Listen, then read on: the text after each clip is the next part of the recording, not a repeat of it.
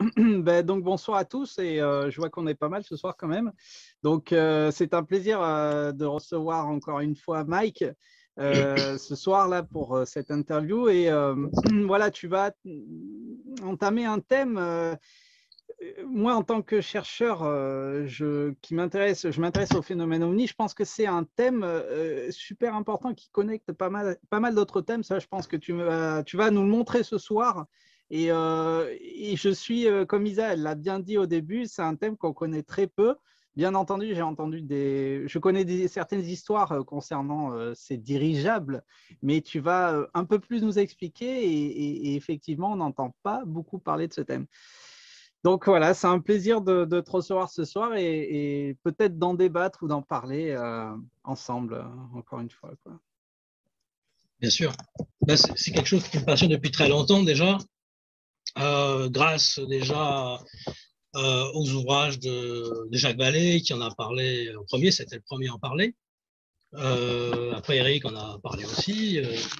Il y a eu plein d'autres personnes qui en ont parlé, mais c'est un sujet très méconnu en ufologie parce qu'il sort un peu justement du cadre, un peu de l'ufologie, puisqu'on est dans un cadre là plutôt de bateaux aériens, comme un peu les anciennes légendes, des navires aériens dont parlait Charles Fort dans le livre des damnés.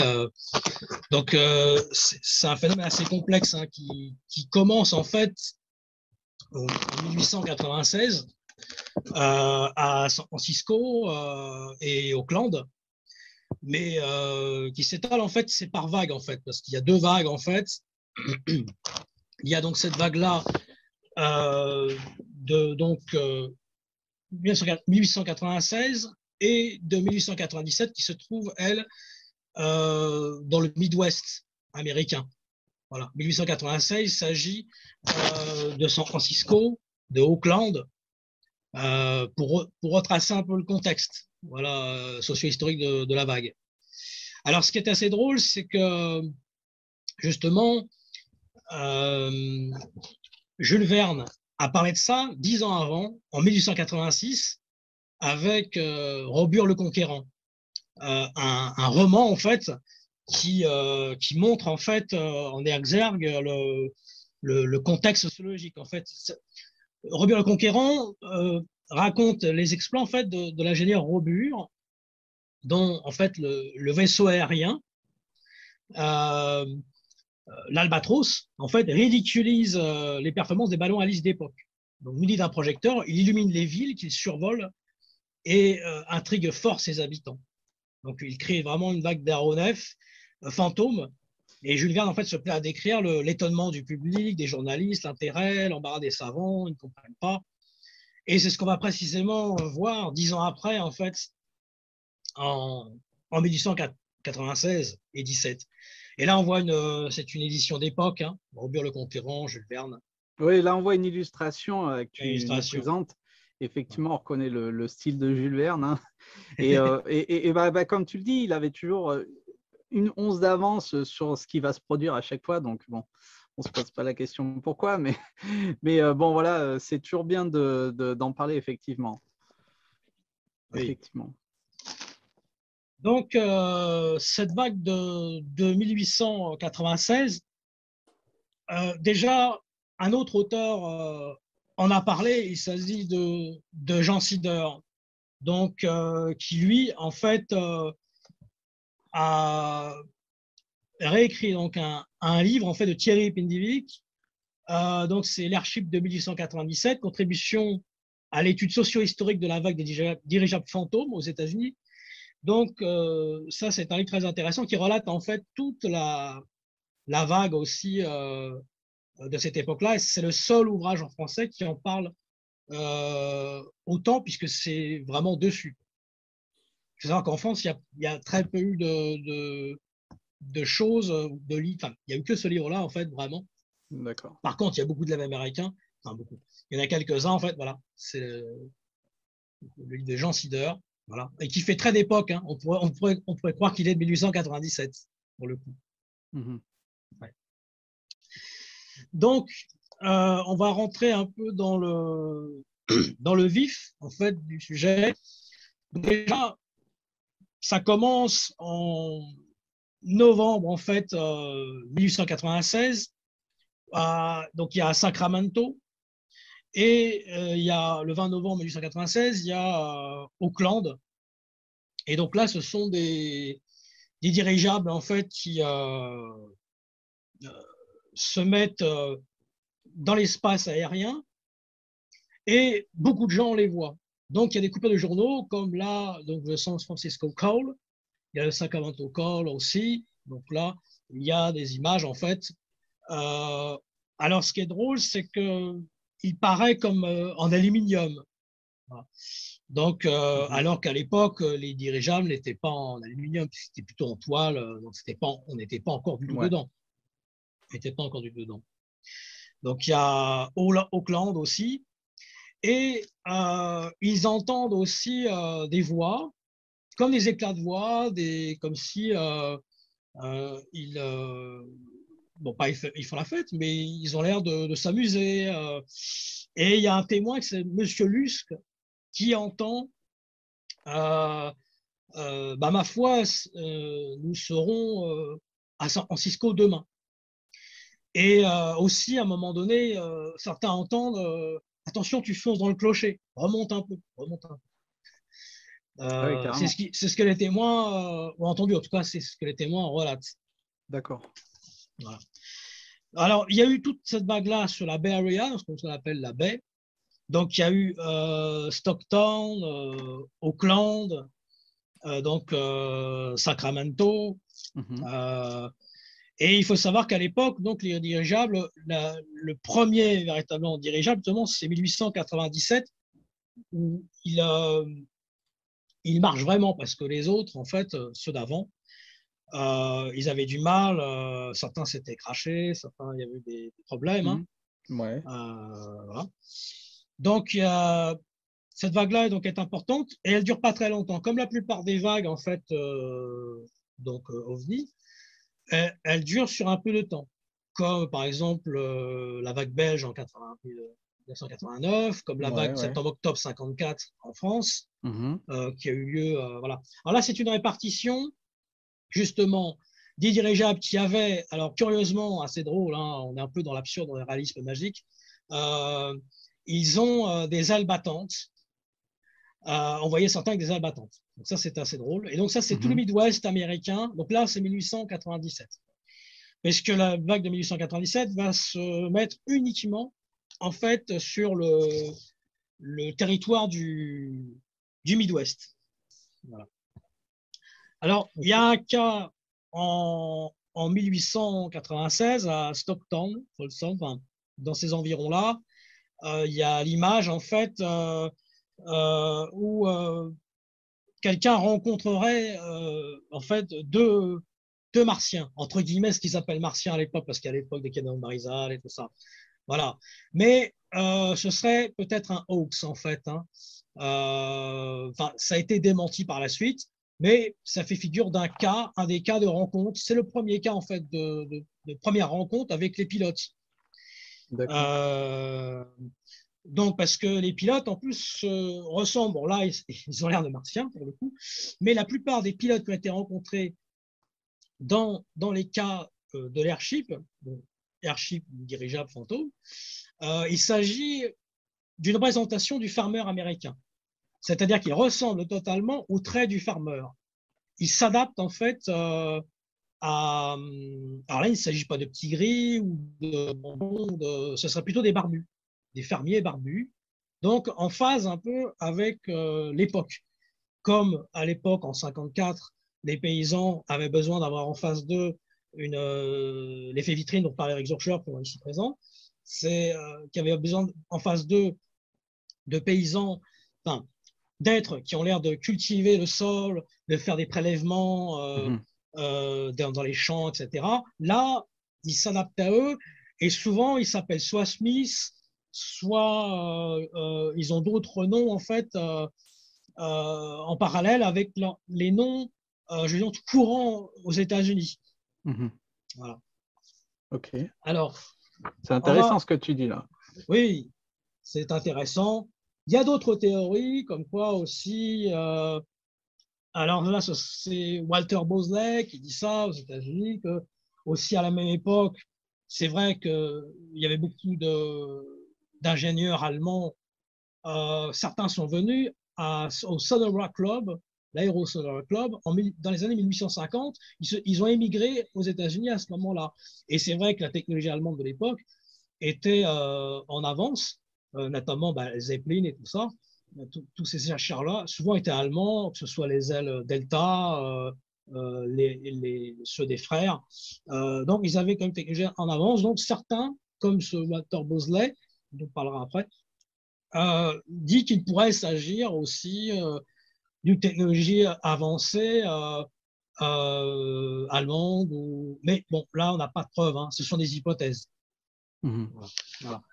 Donc, surtout que quand même, ces dirigeables-là, ils vont contre le vent, ils peuvent aller dans l'orage, ils partent comme des coups de fusil, exactement comme des ovnis plus tard.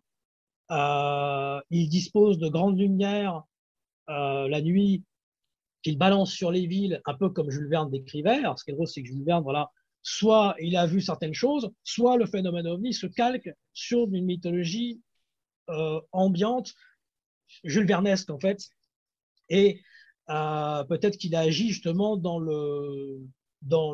la collectif. C'est ce dont Jung parle en fait. Ce dont Jacques Vallée parle aussi, avec Zurcher parle aussi. Voilà, c'est donc là, c'est typiquement voilà ce qu'on peut voir là. Ce sont typiquement les dirigeables qu'on voyait à l'époque avec ces fameux phares. Ces phares qui rappellent aussi les locomotives d'époque, hein, les phares de locomotives. Alors, de toute façon, les batteries, pour l'époque, les batteries, de toute façon, étaient trop lourdes pour un appareillage en toile. C'était pas possible. Donc, il y a plein de choses en fait qui font que les appareils, comme par exemple l'appareil de James Houghton, on va parler après pour les ceux de l'époque, en fait, ils auraient pu penser que c'était plausible. En fait, c'est ça. Ce qui est intéressant dans le phénomène, en fait, c'est que il paraît toujours en fait plausible pour le témoin de l'époque, mais il y a quand même quelque chose qui cloche. Il y a quand même quelque chose qui est pas tout à fait normal en fait. Mais par contre, pour l'époque, ça paraissait possible. Mais maintenant, avec le recul, on voit que cette technologie ne pouvait pas marcher, en fait. Ouais. D'accord. Voilà. On va relater donc justement quelques cas. Alors Mike, oui, juste un instant, je sais pas, dis-moi. tu dois couvrir ton micro ou je sais pas, on t'entend comme si tu couvrais ton micro. Donc je sais pas si tu peux. Oui, peut-être juste parce qu'il frotte un petit peu. Ouais, ça frotte un peu ton micro aussi. On t'entendra mieux s'il est décalé un tout petit peu. En fait, c'est le micro d'ordinateur, quoi. Donc, ah non, là ça va, là ça va. D'accord. Alors, on va relater quelques cas. Il y a quand même une certaine dose d'humour hein, dans ces cas, un humour particulier, quoi. Le 11 avril 1897, il y a un objet donc aux formes indéterminées qui fait un bruit strident dans la ville d'Appleton, dans le Wisconsin. Et quelques jours plus tard, un fermier de la région trouve dans son champ une tige métallique et une lettre qui écrit ceci. Le problème de la navigation aérienne a été résolu. Nous avons été capables d'atteindre la vitesse de 240 km/h et une altitude de 750 mètres. Le message que le fermier donc considère comme un message adressé par des extraterrestres, des martiens, contient également donc une description technique de l'engin et même son mode de propulsion, alors qui est très en avance, hein, c'est la vapeur. C'est pas, on est vraiment dans le cadre, on est vraiment dans le contexte en fait actuel, parce que là, alors souvent des messages des pilotes. Alors, ce n'est pas avéré que ce sont toujours des témoins, hein, donc on n'a pas de preuves vraiment, mais en tout cas les témoins relatent toujours à peu près les mêmes histoires. où en fait il rencontre donc ces pilotes qui sont toujours affairés autour de l'engin, un peu comme dans la vague de 54 ou dans d'autres vagues. Et il y a un effet de scénario. Il y a un effet de scénario où justement, ils sont toujours, soit c'est un airship en panne, soit c'est un ovni en panne. Mais bon, c'est le coup de la panne, hein, pour nous attirer, pour nous montrer un scénario, pour nous montrer quelque chose. On nous plonge un peu dans un effet dose, on nous plonge dans quelque chose qui pour nous appâter, en quelque sorte. Voilà. Ok. Donc, il y a d'autres choses aussi, d'autres cas intéressants.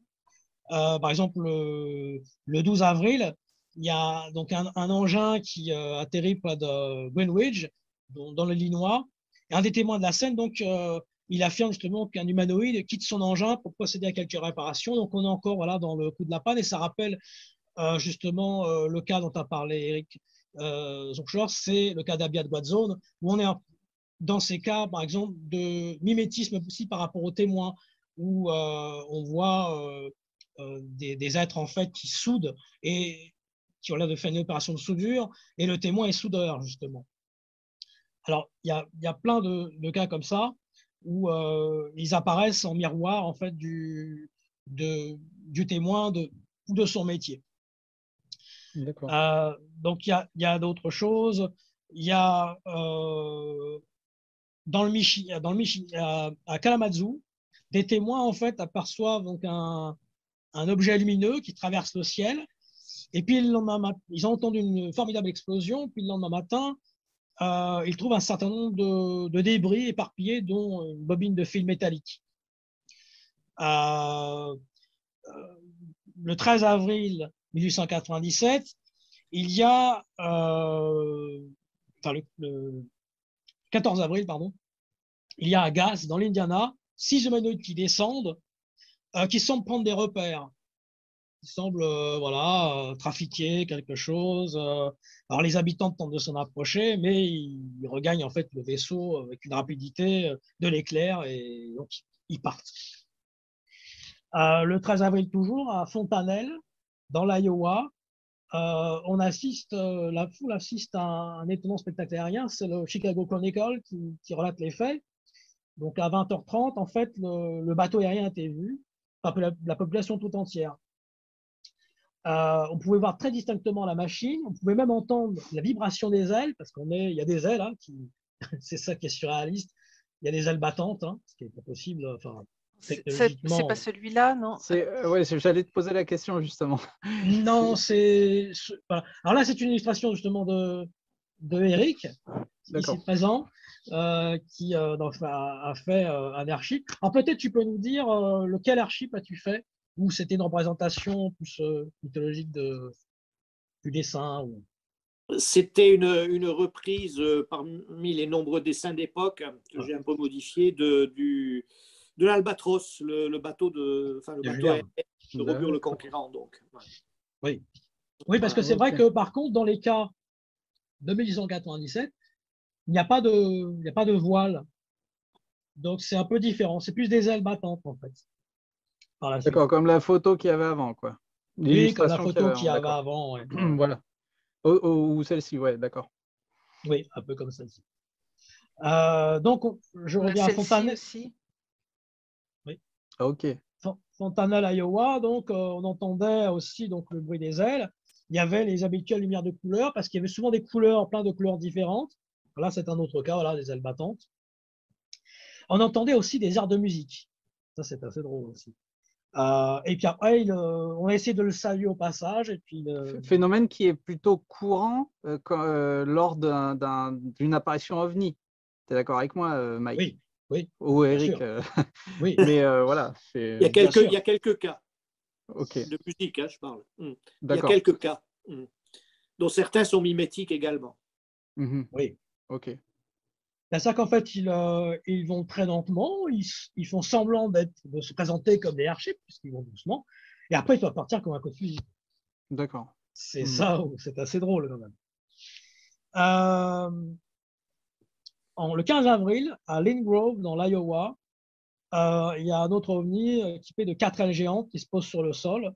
Et puis, à leur bord, il y a donc 2 humanoïdes aux longs cheveux.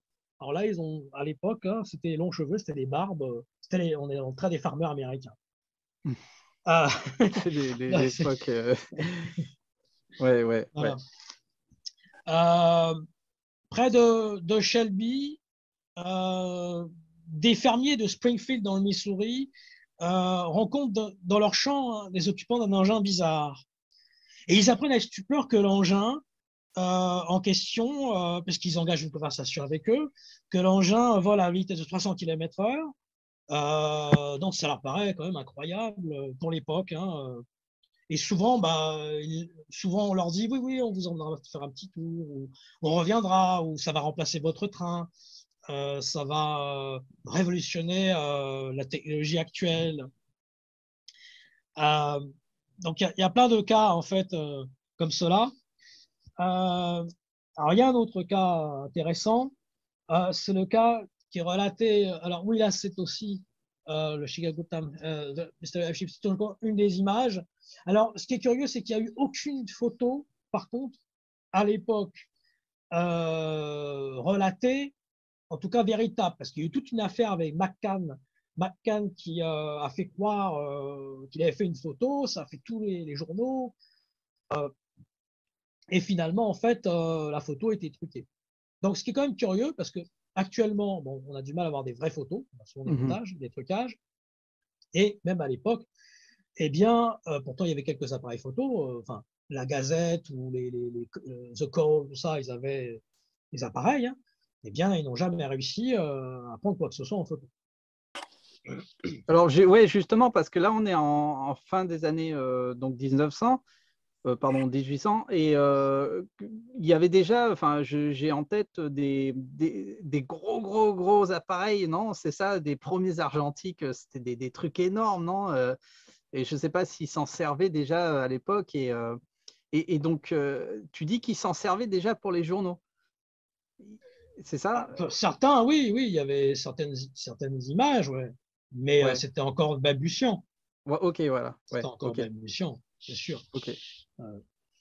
Alors, le Houston Post relate le 22 avril 1897 le cas de M. John M. Barclay, qui habite la ville de Rockland.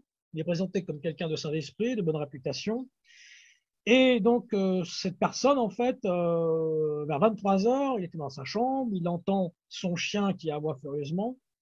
Il sort, il aperçoit quelque chose. Et c'est tellement exorbitant que s'il n'avait pas entendu parler de l'archip, il se serait enfui dans les bois. Alors là, donc, il voit un objet de forme oblongue avec des ailes, hein, dont les ailes qui reviennent.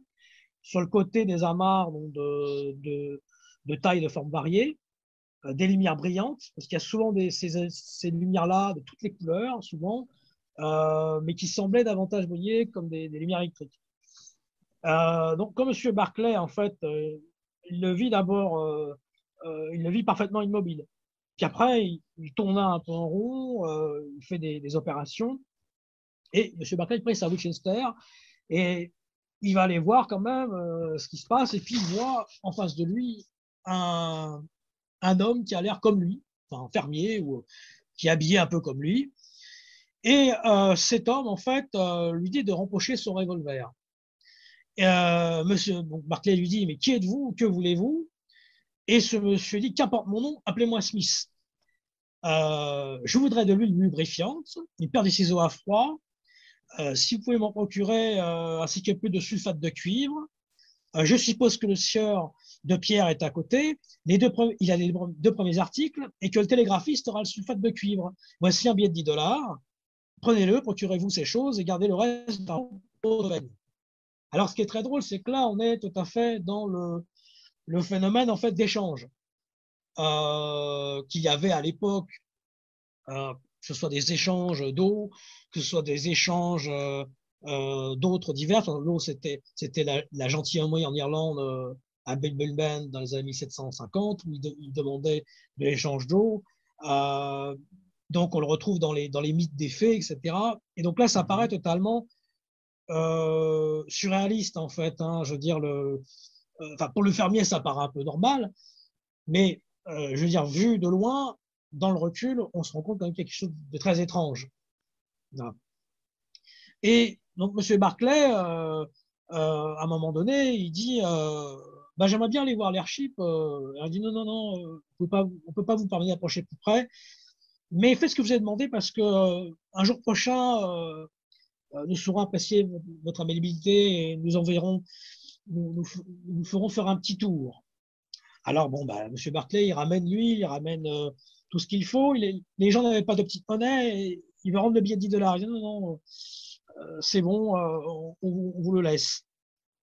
Et M. Barclay demande quand même, mais vous venez d'où? Et là, il lui fut répondu, de nulle part. Mais nous serons en Grèce demain, après-demain. Bon, c'est quand même des cas assez drôles. Donc après, il monte à bord et puis il part comme un coup de fusil. Voilà. Donc, oui, la représentation qu'on voit là, il s'agit donc de Ligon et son fils, qui rencontrent aussi des pilotes et qui discutent avec eux. Le bout de gras, on va dire, c'est un peu dans ce côté-là. Alors, il y a un autre cas intéressant, c'est Frank Nichols, qui est fermier donc à Yosemite, dans le Trinity Country, dans le Texas. Alors lui, en fait, il rencontre. Alors oui, là c'est un autre cas. Le pilote se fait appeler Wilson. Alors des fois c'est Smith, des fois c'est Wilson. Et là il se dit, je m'appelle Wilson, mais je suis de Goshen de New York City.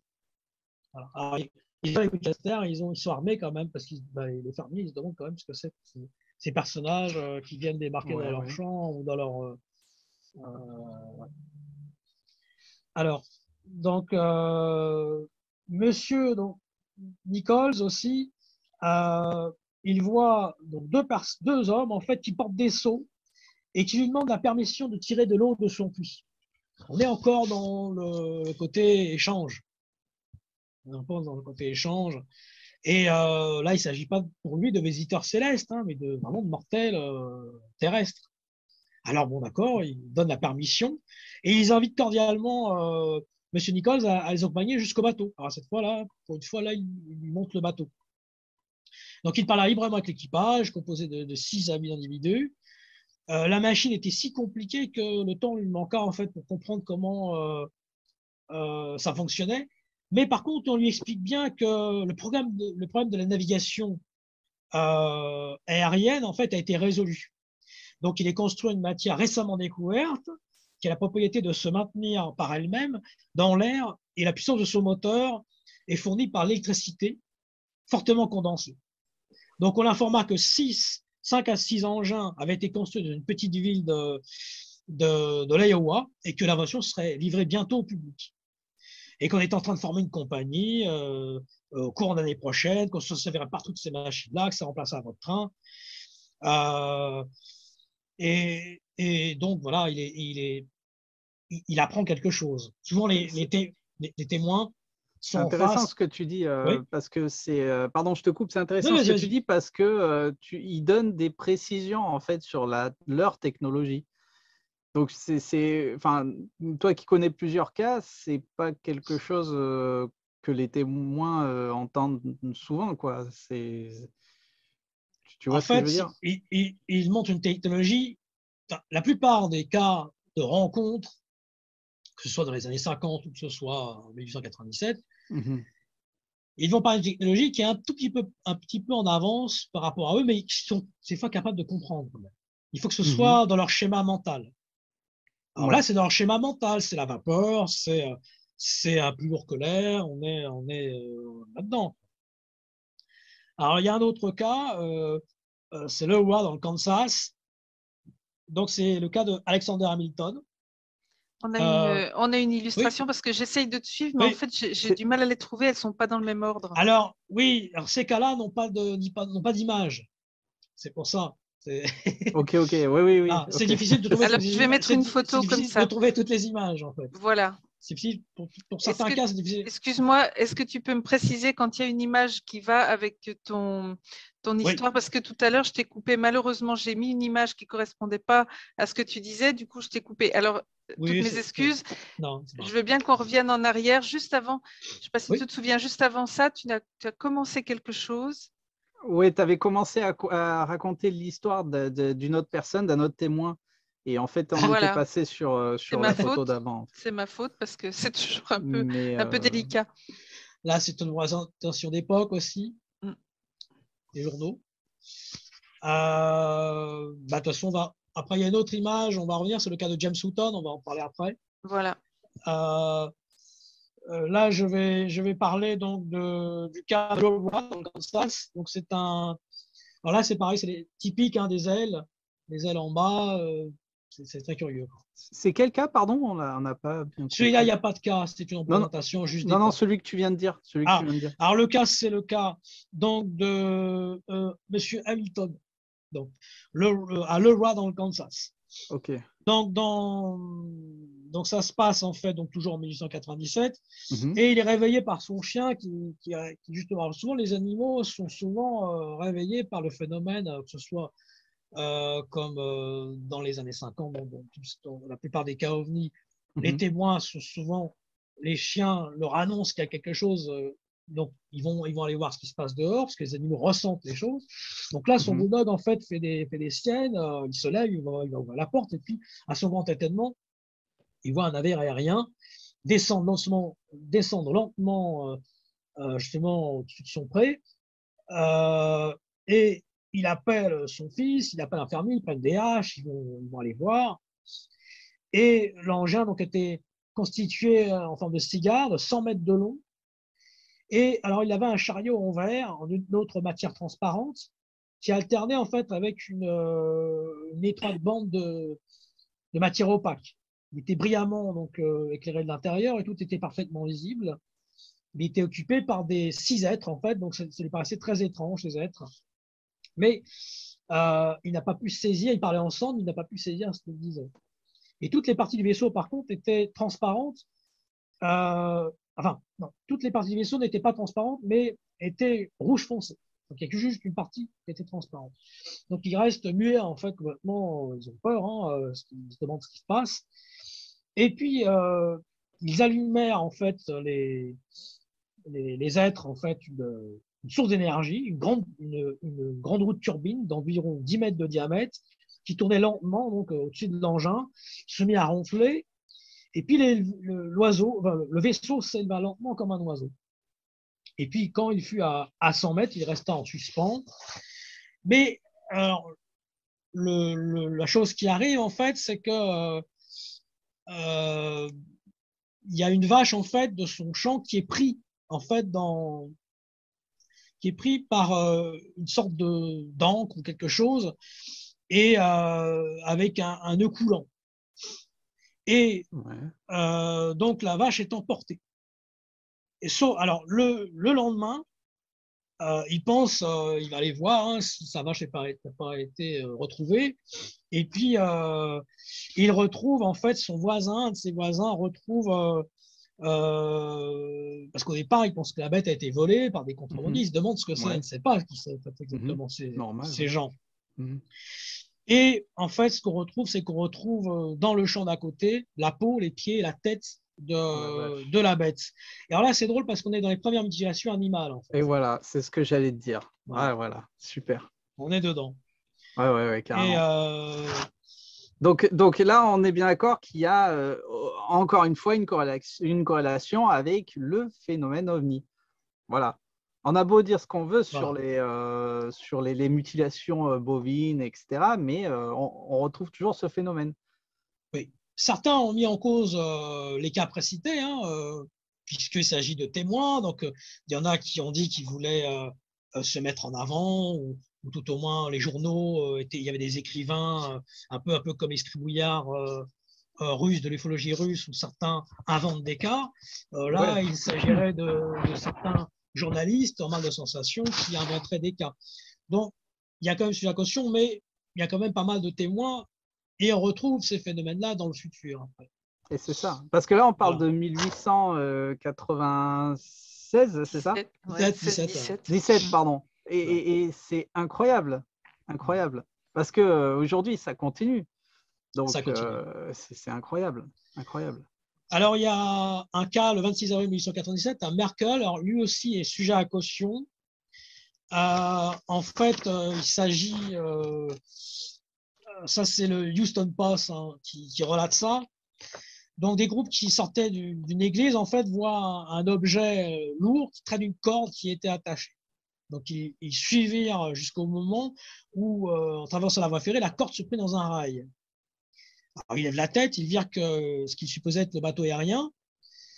Mais on voit, en fait, après quelques 10 minutes, un homme glisser le long de la corde. Il parvient assez près pour qu'on puisse le voir clairement. Il s'arrêta quand il vit des groupes, donc le groupe près de l'ancre, coupa la corde et repartit dans la direction nord-est. Alors, l'ancre est maintenant exposée dans la boutique des forgerons Elliott & Miller et attire l'attention. Donc là aussi, c'est peut-être un cas qui a été monté puisque là, on voulait peut-être mettre en avant la ville.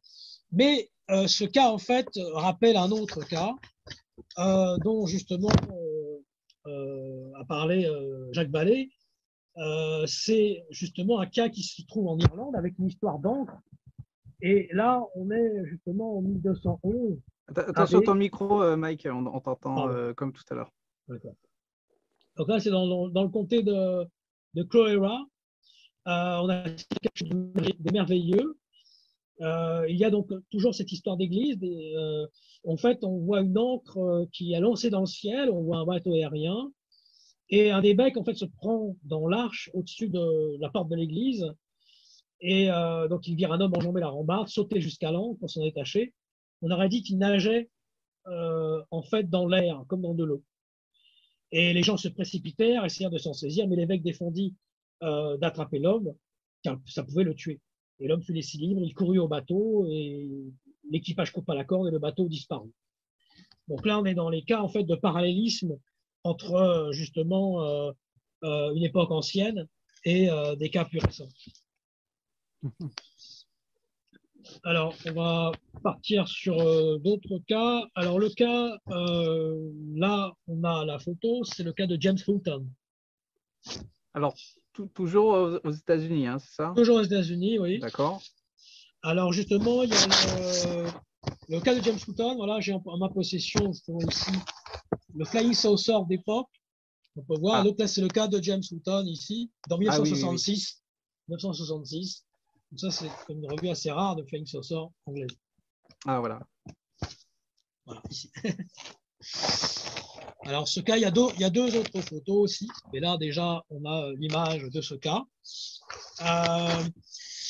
Donc, il s'agit, là, c'est l'Arkansas Gazette qui parle de ce récit.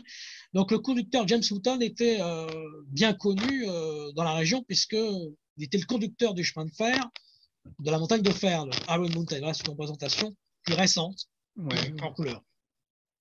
Donc, il dit qu'il est descendu à Texarkana pour ramener un train spécial. Et il savait qu'il en avait pour 8 ou 10 heures pour aller à Texarkana. Et donc, il va dans Howman, dans l'Arkansas, pour chasser un peu. Et donc, la chasse s'est bien passée. Et puis, il est attiré dans les broussailles, il entend un bruit familier, un bruit qu'il connaît très bien, puisqu'il s'agit d'un piston de locomotive. Là, on est en miroir encore. Ouais. Et c'est le bruit du frein Westinghouse. Alors là encore, on est en parallèle avec le métier du témoin. Voilà. Il y a d'autres cas comme ça avec le métier du témoin, où là c'est beaucoup plus récent, où un conducteur SNCF qui s'amuse, enfin qui justement fait des balayages électriques de lumière, et il se rend compte qu'il y a un ovni qui fait exactement ce même balayage. Voilà. On est dans le mimétisme ufologique. Ouais, ok. Ouais. Alors donc, alors ça, ouais, pardon Mike, mais j'allais te dire un peu la même chose. C'est un peu, enfin, même Eric, je ne sais pas ce qu'il en pense de ça. C'est quelque chose de c'est quelque chose de courant. Je crois qu'aujourd'hui, certains ufologues émettent des coups de laser, c'est ça, si je ne me trompe pas, lorsqu'ils voient certains ovnis et parfois ils répondent, c'est ça, ou c'est un peu ce qu'on retrouve. Alors, je ne sais pas. Peut-être que. Oui, bon, Eric, allez, on Eric, continue. Vous voulez que je réponde? Tu veux dire un mot? Je ne sais pas ce que oui, pense Eric. Vas-y, Eric. Bon, si vous voulez, il faut prendre un peu les choses à la base. Le phénomène ovni repose sur une espèce de matrice, en fait, où il y a un certain nombre de caractéristiques. En fait, il y en a 8. Mais toutes ne sont pas considérées. Elles font en fait l'objet de biais cognitifs. Et une des plus puissantes caractéristiques du phénomène ovni, c'est la dimension spéculaire, de l'italien specchio, miroir. Ça veut dire que ça agit en miroir, ça reflète. Et un miroir, c'est intéressant parce que ça reflète tout sauf lui-même. Et la principale activité de cette dimension spéculaire, c'est ce qu'on appelle le mimétisme, qui est extrêmement polymorphe. Le mimétisme, on le retrouve à peu près partout quand on commence à avoir la grille de lecture qui permet de le regarder. Mais en ufologie, ça fait l'objet d'un biais cognitif pour certaines raisons. C'est que ça ne cadre pas avec les grilles de lecture habituelles. Mais quand vous commencez à regarder avec cet angle-là, vous prenez un peu peur, effectivement, parce que vous apercevez que dès le début, ce phénomène nous a montré certaines choses qui étaient en relation avec nous-mêmes. Mais sur beaucoup de plans, pas seulement sur la technologie, pas seulement sur des bribes de fantasmes, par exemple, parce que là, on est à la fin du 19e, on est dans une bataille particulière entre le plus léger que l'air et le plus lourd que l'air. Exactement. Voilà. Et c'est pour ça que Jules Verne, avec son coup d'œil habituel, a pris parti 10 ans avant pour le plus lourd que l'air, et l'histoire va lui donner raison. Et ces phénomènes qui apparaissent correspondent un petit peu à l'imaginaire rêvé de l'époque. Voilà. Mais le phénomène ovni n'est pas mimétique uniquement pour ça, il est mimétique sur beaucoup de plans. Et il faudrait très longtemps pour en parler. Et de toute façon, on a parlé de l'échange là, par exemple. Oui. Mais je rappelle simplement que l'humanité a survécu grâce au troc pendant des dizaines de milliers d'années. On parle beaucoup également de la cueillette et de la collecte, qu'on interprète d'une manière classique. On dit oui, c'est des ingénieurs extraterrestres qui viennent, qui s'intéressent à la faune, à la flore et qui collectent tout un tas de choses. Mais je rappelle aussi, il faut quand même aller à l'essentiel. L'humanité a survécu au paléolithique pendant peut-être 200-300 000 ans par l'activité des chasseurs-cueilleurs. Donc la collecte était l'essentiel. Et à partir du néolithique, 9000 avant Jésus-Christ, elle se sédentarise et ça ne devient plus la cueillette, mais la collecte de blé. Donc, on est peut-être sur un plan très général encore dans une histoire mimétique. Quant il faut bien appeler ça les massacres d'animaux, je rappelle que l'activité humaine dans ce domaine est une véritable catastrophe pour l'environnement depuis très longtemps. Voilà. Donc, on peut, après, si vous voulez, le mimétisme se déploie au niveau global, très global, comme on le voit. La première vague d'après-guerre est également 100% mimétique en Scandinavie, en 1946. Oui, exactement. Oui. Et puis, dans le détail, c'est-à-dire dans le niveau particulier des cas, vous retrouvez souvent des éléments mimétiques dans le récit du témoin qui ne s'en rend pas compte, évidemment, mais c'est vraiment très étonnant. Moi, j'ai enquêté des cas et j'ai découvert parfois des choses très étonnantes, mais pas sur le coup. Il a fallu des années de recherche, de travail, de réflexion, et puis tout d'un coup, je me suis rendu compte que c'était un élément mimétique, alors au départ, ce n'était pas évident. Donc, cette dimension spéculaire, elle est très importante, et c'est peut-être une des clés d'entrée pour la compréhension de ce phénomène. Voilà, je résume comme ça. Oui, merci Eric. Très rapidement. Merci. Oui, pas de souci. Surtout que tu as été un des premiers, justement, avec Jacques Vallée, à parler se fait même du mimétisme, justement. Donc, c'était pionnier en la matière. Oui, mais enfin, parmi beaucoup d'autres hein, aussi. Avec ce livre-là, qui est présent. Voilà. Oui, à l'époque. Ah, super. L'original. Super. Alors, je reviens. Il y a juste une petite question, juste une petite parenthèse. Elle se trouve où, cette encre en question? Tu l'as dit, Merkel, Texas. OK. Merkel, dans le Texas. D'accord. Donc, d'accord. OK, très bien. Très bien, très bien. Alors, donc, je reviens donc à James Houghton. Donc, il voit dans cet engin, il y avait un homme à bord de taille moyenne. Il remarque qu'il porte des verres fumés. Donc, il avait l'air de vérifier la tôle. Hein. On est encore dans la réparation. Hein. Il regarde, surpris, et il dit « Bonjour, monsieur, bonjour. C'est ça, le bateau aérien ?» Oui, monsieur, il y a ça. Et donc, il examine de plus près. Il voit que la quille, en fait, est divisée en deux parties et se termine, en fait, donc, par une pointe, comme la pointe d'un couteau, tandis que les flancs, en fait, grossissent jusqu'au centre, ils diminuent. Il y avait 3 grandes roues, donc, qu'on voit ici, de chacun des côtés, faites d'un métal recourbé et travaillées de façon qu'en avançant, elles deviennent concaves. Et alors là, il demande, veuillez m'excuser, monsieur, mais le bruit ressemble beaucoup à celui d'un frein à Westinghouse. Alors, il peut dire ça parce qu'il travaille quand même sur ce frein-là puisqu'il est conducteur de chemin de fer et donc il utilise le frein à Westinghouse. Alors peut-être bien, mon ami, nous savons d'air comprimé et d'aéroplane, mais vous en saurez davantage plus tard. On est encore on est dans la vapeur, dans l'aéroplane, on n'est pas dans une technologie très avancée. Hein, on va pas lui faire peur non plus, quoi. On reste dans le cadre. On va dire ça comme ça. On va dire ça comme ça. D'un coup, tout est prêt, monsieur. On entend crier à quelqu'un. Et ils sont affairés. D'un coup, disparaît dans le ventre de l'engin. Il commence à cracher de l'air. Les roues commencent à tourner. Le bateau s'élève petit à petit en sifflant. Les aéroplanes surgissent. Et les gouvernails à la poupe du bateau commencent à virer d'un côté et de l'autre. Et ça tournait si vite qu'il pouvait à peine en voir les rayons. Et en un moins de temps qu'il faut le dire, le bateau fut perdu de vue. Donc là, on est dans le cas typique en fait de ces époques-là où il rencontre les pilotes et puis il y a encore ce phénomène voilà, de la panne, hein, du coup de la panne, du mimétisme. Il y a un autre cas dont on va parler.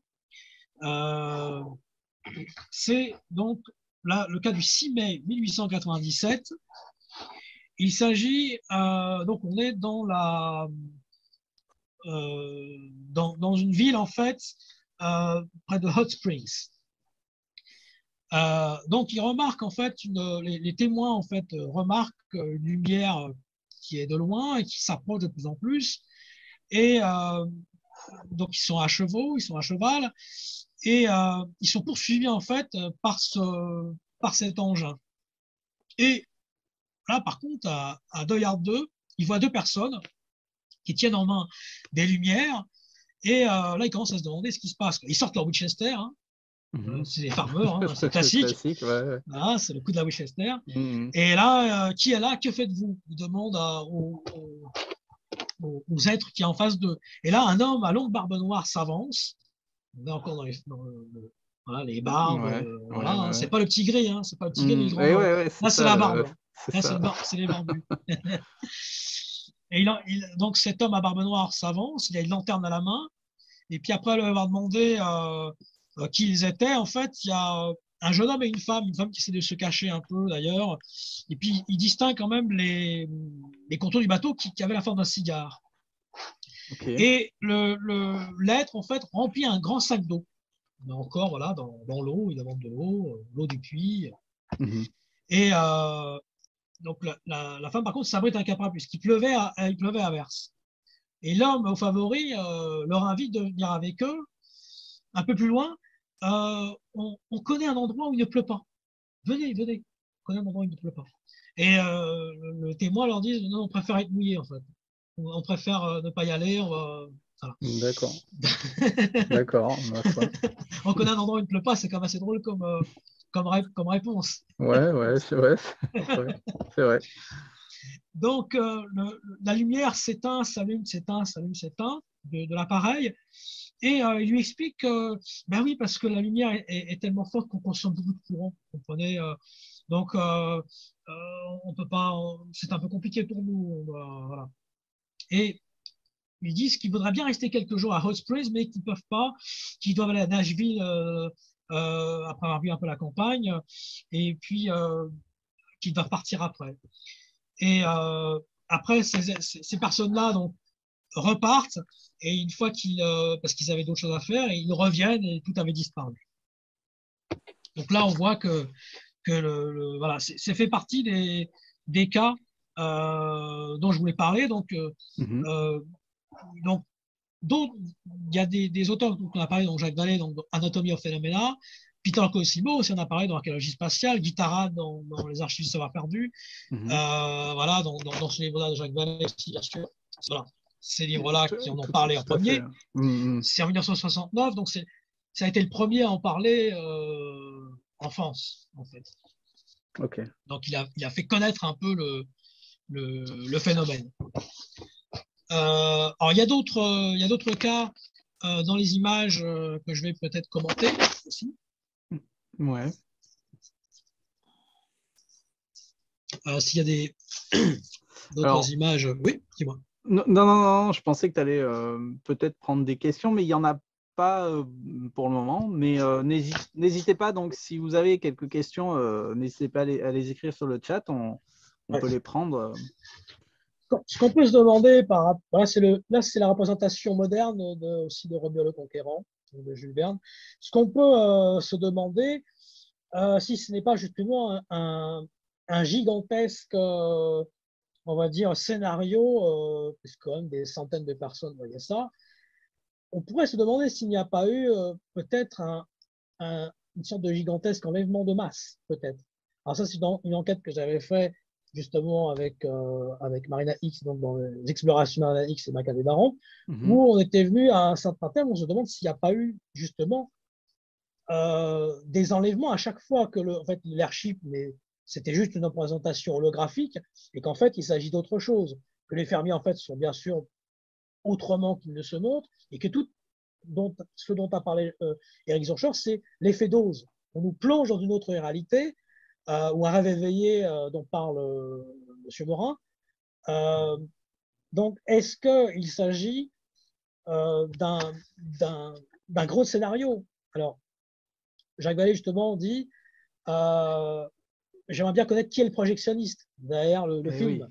Oui. C'est ça, en fait. Hein. Voilà, Jacques Vallée, Passepartout Magonia.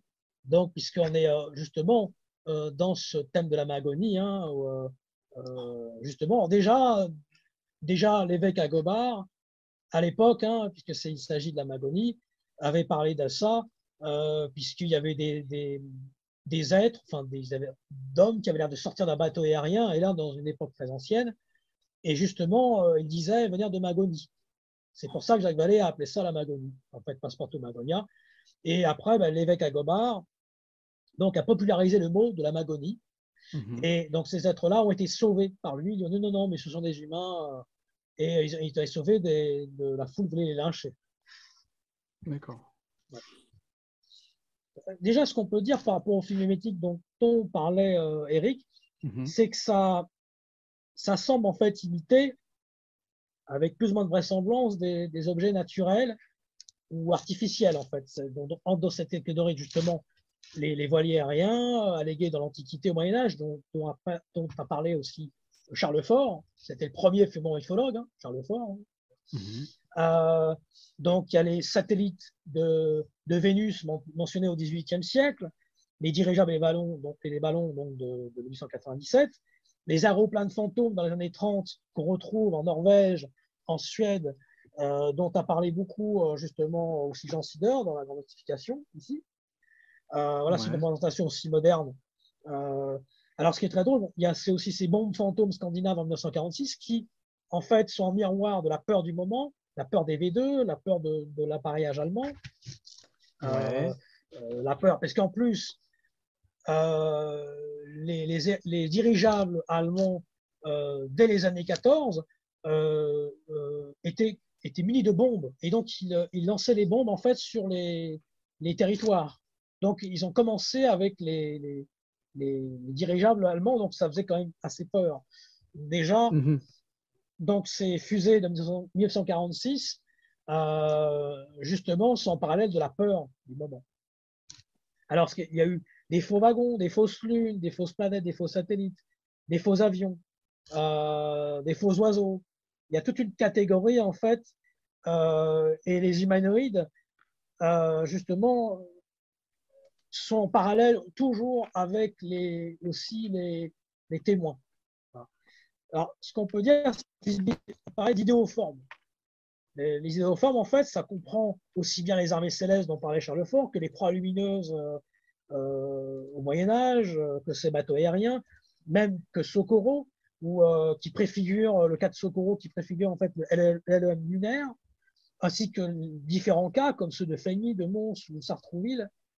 Et donc, ce qu'on peut dire, c'est qu'il y a, on va dire, une combinaison d'archétypes, en fait, idéoformes, parlant de la structure. Oui, comme on a pu le voir tout à l'heure, par exemple, avec des ailes, c'est ça? Ou des ailes, ouais, voilà. Ouais. Ça rappelle les oiseaux. Il y a des cas comme celui de Tripoli, dont a parlé Eric. Il y a les œufs allongés, l'habitacle transparent. Alors, ce qu'on retrouve ici, c'est les idéoformes de détail. Il y a des habitacles transparents, des portes, des échelles, des antennes, des trains d'atterrissage, des roues caoutchoutées, des tableaux de bord, des fils, des masques à gaz, des écouteurs. On est toujours en parallèle avec, justement, avec la chose du moment. Et donc, devant un cultivateur, ils vont prélever des végétaux, un prospecteur, ils vont ramasser des minéraux, un mécanicien, ils vont réparer un engin. Il y a un cas où quelqu'un qui était dans l'armée a vu un être qui avait une casquette, qui avait l'air vraiment habillé comme quelqu'un de l'armée, et il a assuré « Ah, c'était un mécanicien de l'armée, j'en suis sûr. C'est un bon mécanicien de l'armée. » Ça, c'est... Donc, il y a plein de cas comme ça. En fait, c'est interchangeable. Donc, suivant en fait, la personne qu'on a en face, eh bien, c'est très caméléon. En fait. Donc, il y a plein de choses, en fait, comme ça. Et surtout, on peut constater que si les formes mimétiques et les idéoformes, en fait, évoluent, bien sûr, suivant les époques, semblent s'adapter aux témoins. Donc, les croix lumineuses, les voiliers. Parce que là, par exemple, une petite question, Mike. Oui. Quand est-ce que, mis à part, on est d'accord que les deux guerres mondiales ont fait développer la technologie, que ce soit de l'aviation ou que ce soit terrestre.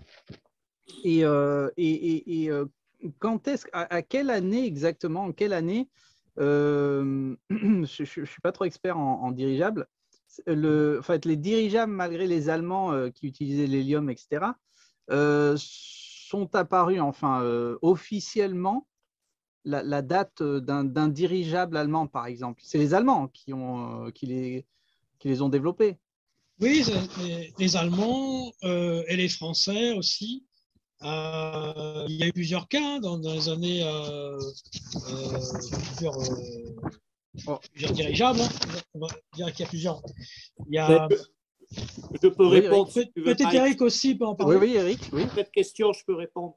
Les Français, aux alentours de 1850, c'est-à-dire 1850, avaient une grande avance sur la planète entière. En témoigne un ballon dirigeable qui s'appelle le Giffard, du nom de son inventeur, qui a réussi à faire un circuit complet contre le vent.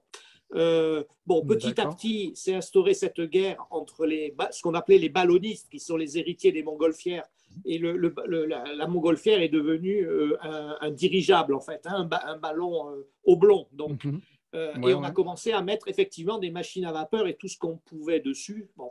Et les Allemands ont pris ça un peu à la volée vers la fin du 19e siècle et ont mis au point les Zeppelins, donc, ça, à partir de 1900.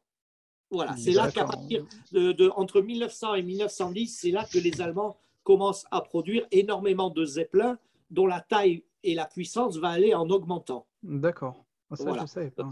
Et ils vont avoir d'ailleurs beaucoup de problèmes à cause du gaz qu'ils mettent dedans et qui s'enflamme pour un an. Il y aura énormément d'accidents, mais c'était aussi une question de prestige. Voilà. Ok, ouais. En 1937, les vols commerciaux ont été retirés en Allemagne à cause de l'Hindenburg qui a volé. Oui. Et puis il faut se souvenir que dans l'entre-deux-guerres, il y avait des Zeppelins qui faisaient la route donc Berlin ou l'Allemagne, New York ou les États-Unis, en passant au-dessus du Maroc et en passant très bas au-dessus du Maroc, hein, et ils traversaient l'Atlantique. Et on a des cas où on a vu des Zeppelins ou ce qui ressemblait à des Zeppelins au-dessus du Maroc, alors qu'on sait qu'ils n'y étaient pas. Et ces Zeppelins sont apparus et ont disparu sur place. C'est quand même un peu fort de café, quoi. Ouais, carrément. Alors, il y a une chose intéressante, c'est justement dans les années 1850, alors je ne sais pas ce que tu en penses, Eric, c'est justement ces ingénieurs allemands qui auraient été à Sonora. Et justement, il y a un certain Charles Dalchaux, justement, qui est né en Prusse et qui faisait des montages. C'était un peintre, en fait. Et il décrit donc un récit qui relate les aventures présumées donc, des membres d'une société secrète qui s'appelle le Sonora Aero Club, regroupant des inventeurs donc, engagés dans la conception et la fabrication de ballons dirigeables propulsés par un gaz mystérieux. Et ça, c'est la théorie de Walter Bosley. Je ne sais pas si tu as entendu parler, Two Friends from Sonora, qui est paru en 2013. Oui, cette revendication, d'ailleurs, un ingénieur appartenant plus ou moins à cette lignée a revendiqué qu'il était à l'origine de la vague de 1897, mais il faut dire que ça rejoignait l'ère du temps et ce que pensaient les Américains, ce qu'on pensait à l'époque, à savoir qu'il y avait, notamment dans le Middle West, de grands hangars, et il y avait des inventeurs géniaux qui mettaient au point ces objets, parce que la vérité, c'est que l'Amérique était très en retard dans ce domaine. En vérité, le premier vol d'un Zeppelin avec une machinerie, mais très archaïque, remonte à 1904. Donc, on est très loin de ça. Et donc, il y avait une aspiration du peuple américain à ce que le génie technologique américain se hausse au niveau des Européens et notamment des Allemands. Et c'est comme ça qu'a d'abord été interprétée cette vague de 1897, sauf que les inventeurs en question, on ne les a jamais trouvés. Et oui. Et on ne savait jamais d'où ils venaient et d'où ils repartaient. Non. Mais c'est une théorie parmi d'autres, hein, c'est une hypothèse, puisque c'est vrai quand même les Allemands étaient en avance au niveau technologique, les Zeppelin, sur les frères. C'était leur truc les ailes. Ils étaient en avance sur tout le monde en 1914. C'est sûr qu'ils étaient en avance sur tout le monde. Et ils n'ont pas cessé de progresser pendant la Première Guerre mondiale. D'où les raids de bombardement nocturnes quand même sur l'Angleterre. Il y en a eu peut-être 200 ou 300. Et on larguait les bombes un peu à l'aveuglette, il faut bien dire. Et puis ils ont subi des pertes assez rapidement parce qu'il suffisait d'une balle pour enflammer le monstre qui faisait 200 mètres de long. Et c'était une catastrophe. Tout l'équipage finissait grillé. Donc ils ont trouvé des astuces, des combines. Après, ils montaient au-dessus de la couche nuageuse et ils faisaient descendre un petit objet qui ressemblait à un obus avec un observateur dedans, en dessous la couche nuageuse. Et le gars était relié par téléphone, par câble au Zeppelin. Et là, il donnait des indications sur les endroits où il fallait jeter les bombes. Mais en fait, ça a été une catastrophe sur le plan militaire parce qu'ils ont dépensé une énergie énorme. Ils ont tué, je crois, 500 civils à peu près au hasard et ils n'ont jamais touché un objectif militaire. Donc finalement, ils ont arrêté. Vers 17, ils ont commencé à arrêter toutes ces histoires. Voilà. Okay. Oui, parce que après, c'est vrai que le premier, c'est l'aérostat JPAR 1852. Oui. Après, il y a les frères. C'est souvent des frères, c'est drôle. Hein. Les frères Gaston et Albert Fissondier, 1883. Il y a le France. Il y a eu plusieurs ballons, c'est vrai, en 1887, 1888.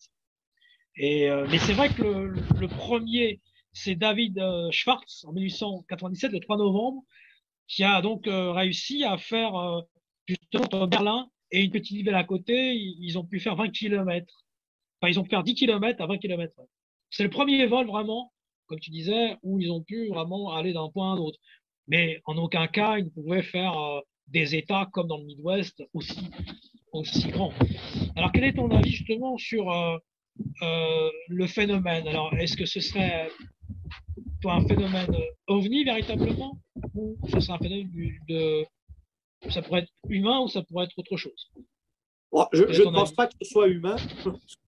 Je ne pense vraiment pas que ce soit humain. C'est probablement lié au phénomène ovni. Ça n'apparaît pas pour rien dans cette période qui est la période, c'est là qu'apparaît le phénomène ovni d'ailleurs, vers 1885, au moment où la révolution industrielle commence à devenir un raz-de-marée qui balaye tout. Et ce n'est pas anodin. Et il y a beaucoup de choses dans le comportement de ces objets, de ces ballons fantômes, donc, qui rappellent le phénomène ovni qui va venir surtout après la Seconde Guerre mondiale. Il y a beaucoup de points communs. Je suis toujours fasciné. Par exemple, je donne un seul exemple, il y en a beaucoup. Hein. Vous avez observé qu'il y a tout un bric-à-brac fantasmé technologique, d'hélices, d'ailes, de tout ce qu'on veut, sur ces zeppelins.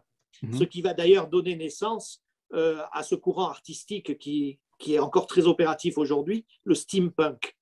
C'est très beau. Tapez steampunk. Tapez steampunk sur Internet et regardez les images. Il y a des créations exceptionnelles qu'on retrouve dans les dessins animés et dans les films, dans des films aujourd'hui.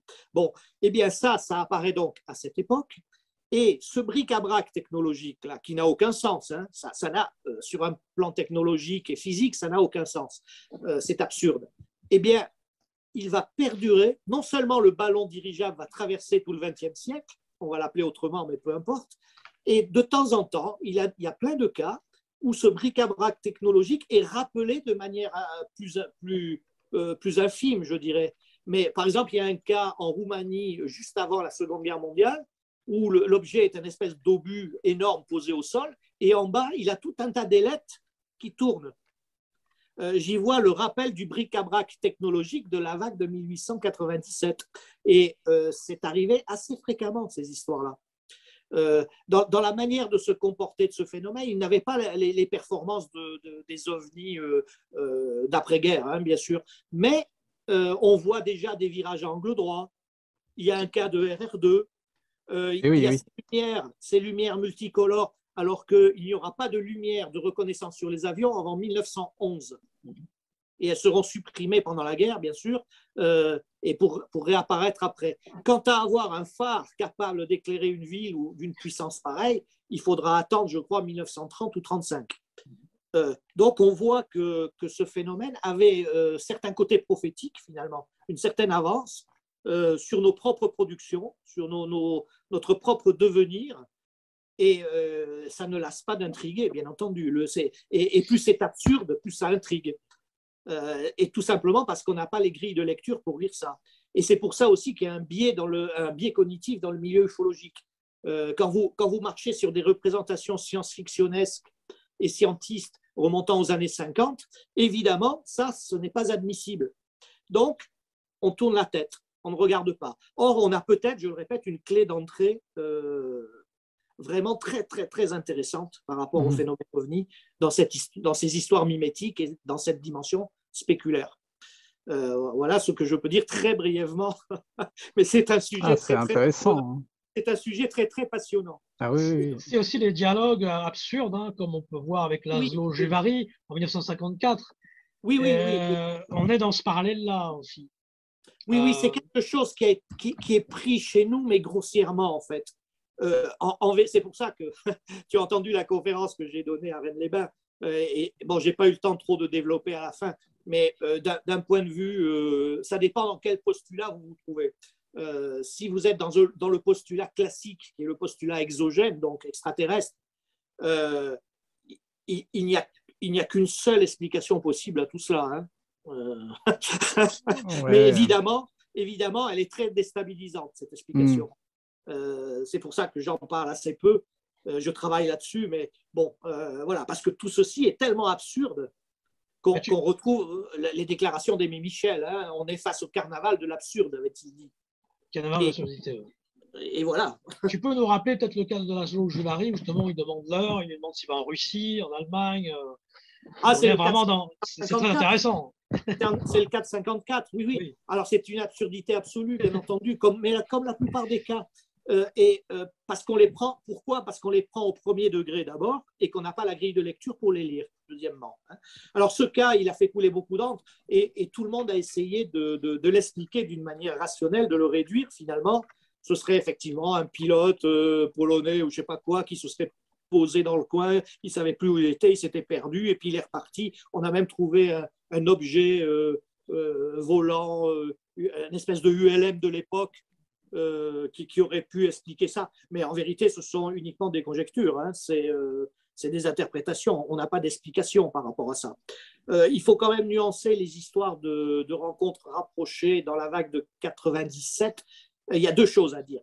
Tout ce qui est observation rapprochée avec contact humain doit être nuancé parce qu'effectivement, il y a eu beaucoup, apparemment, les enquêtes qui ont été menées aux États-Unis ont montré qu'il y avait eu beaucoup de canulars faits pour des raisons bassement matérielles dans les villages, par les maires, des fois même, des villages. Mais la vague a été très sous-estimée. Les travaux d'Eddie Bullard sur le sujet, qui est de loin la meilleure étude sur le sujet, parle de 3 à 4 000 cas pour l'année 1897 dans le Midwest. Et il dit, et ça on connaît, les fermiers du Midwest n'ont pas parlé, ils n'ont pas voulu parler par peur du ridicule. Voilà. Mais c'est des observations aériennes. Alors là, le cas, justement, le juge Love de Waxahachie est assez drôle parce qu'il se trouve en face de personnes qui lui disent, alors là c'était un cas aussi, on ne sait pas si c'est réel ou pas, mais en tout cas, le témoin dit que ces êtres-là viennent de la tribu perdue d'Israël. C'est assez drôle comme dialogue. Et tu sais ce que c'est aux États-Unis? C'est les Mormons. Et oui, voilà. Ah ouais. C'est les Mormons qui revendiquent ça. Oui. Et là, on est en plein dans un roman de Jules Verne, encore une fois. C'est ça, ouais. Et d'accord. Oui. Il y a même un pilote qui a dit, voyez l'engin que j'ai, je peux le mettre dans ma poche. Bon, c'est quand même absurde. Je peux le rapetisser et le mettre dans ma poche. D'accord. Je comprends que le témoin, il se demande ce qui se passe. Il y a un autre cas aussi, il dit qu'il va aller donc, pendant la guerre hispano-américaine, qu'il va aller tuer des Espagnols, qu'il est en mission, qu'il va à Cuba. On est dans le contexte de l'époque, qu'il doit aller à Cuba et tuer des Espagnols. Enfin, c'est un dialogue quand même absurde. C'est des fantasmes sur l'air du temps, en fait, qui sont utilisés plus ou moins à bon escient, je dirais. Là, c'est des parodies aussi d'époque, donc des journaux. Là, on voit Vénus, au fond, parce que la plupart des scientifiques disaient non, c'est Vénus. Donc, forcément. Le système scientifique, les sceptiques, parlent pour cette vague, ils parlent de psychose collective, évidemment, et ils parlent de confusion avec la Lune et Vénus. Voilà. Là aussi, une représentation des champs de blé. Le Nebraska, c'est la vague du Nebraska aussi. C'est un maïs. C'est du maïs. Du maïs, pardon. C'est du maïs. C'est vrai. Du maïs. Il y a d'autres images aussi qu'on peut peut-être commenter.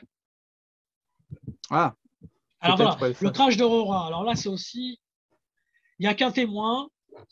Il y a eu un crash donc, à Aurora, ça fait les choux gras de beaucoup de journaux, il y a des enquêtes.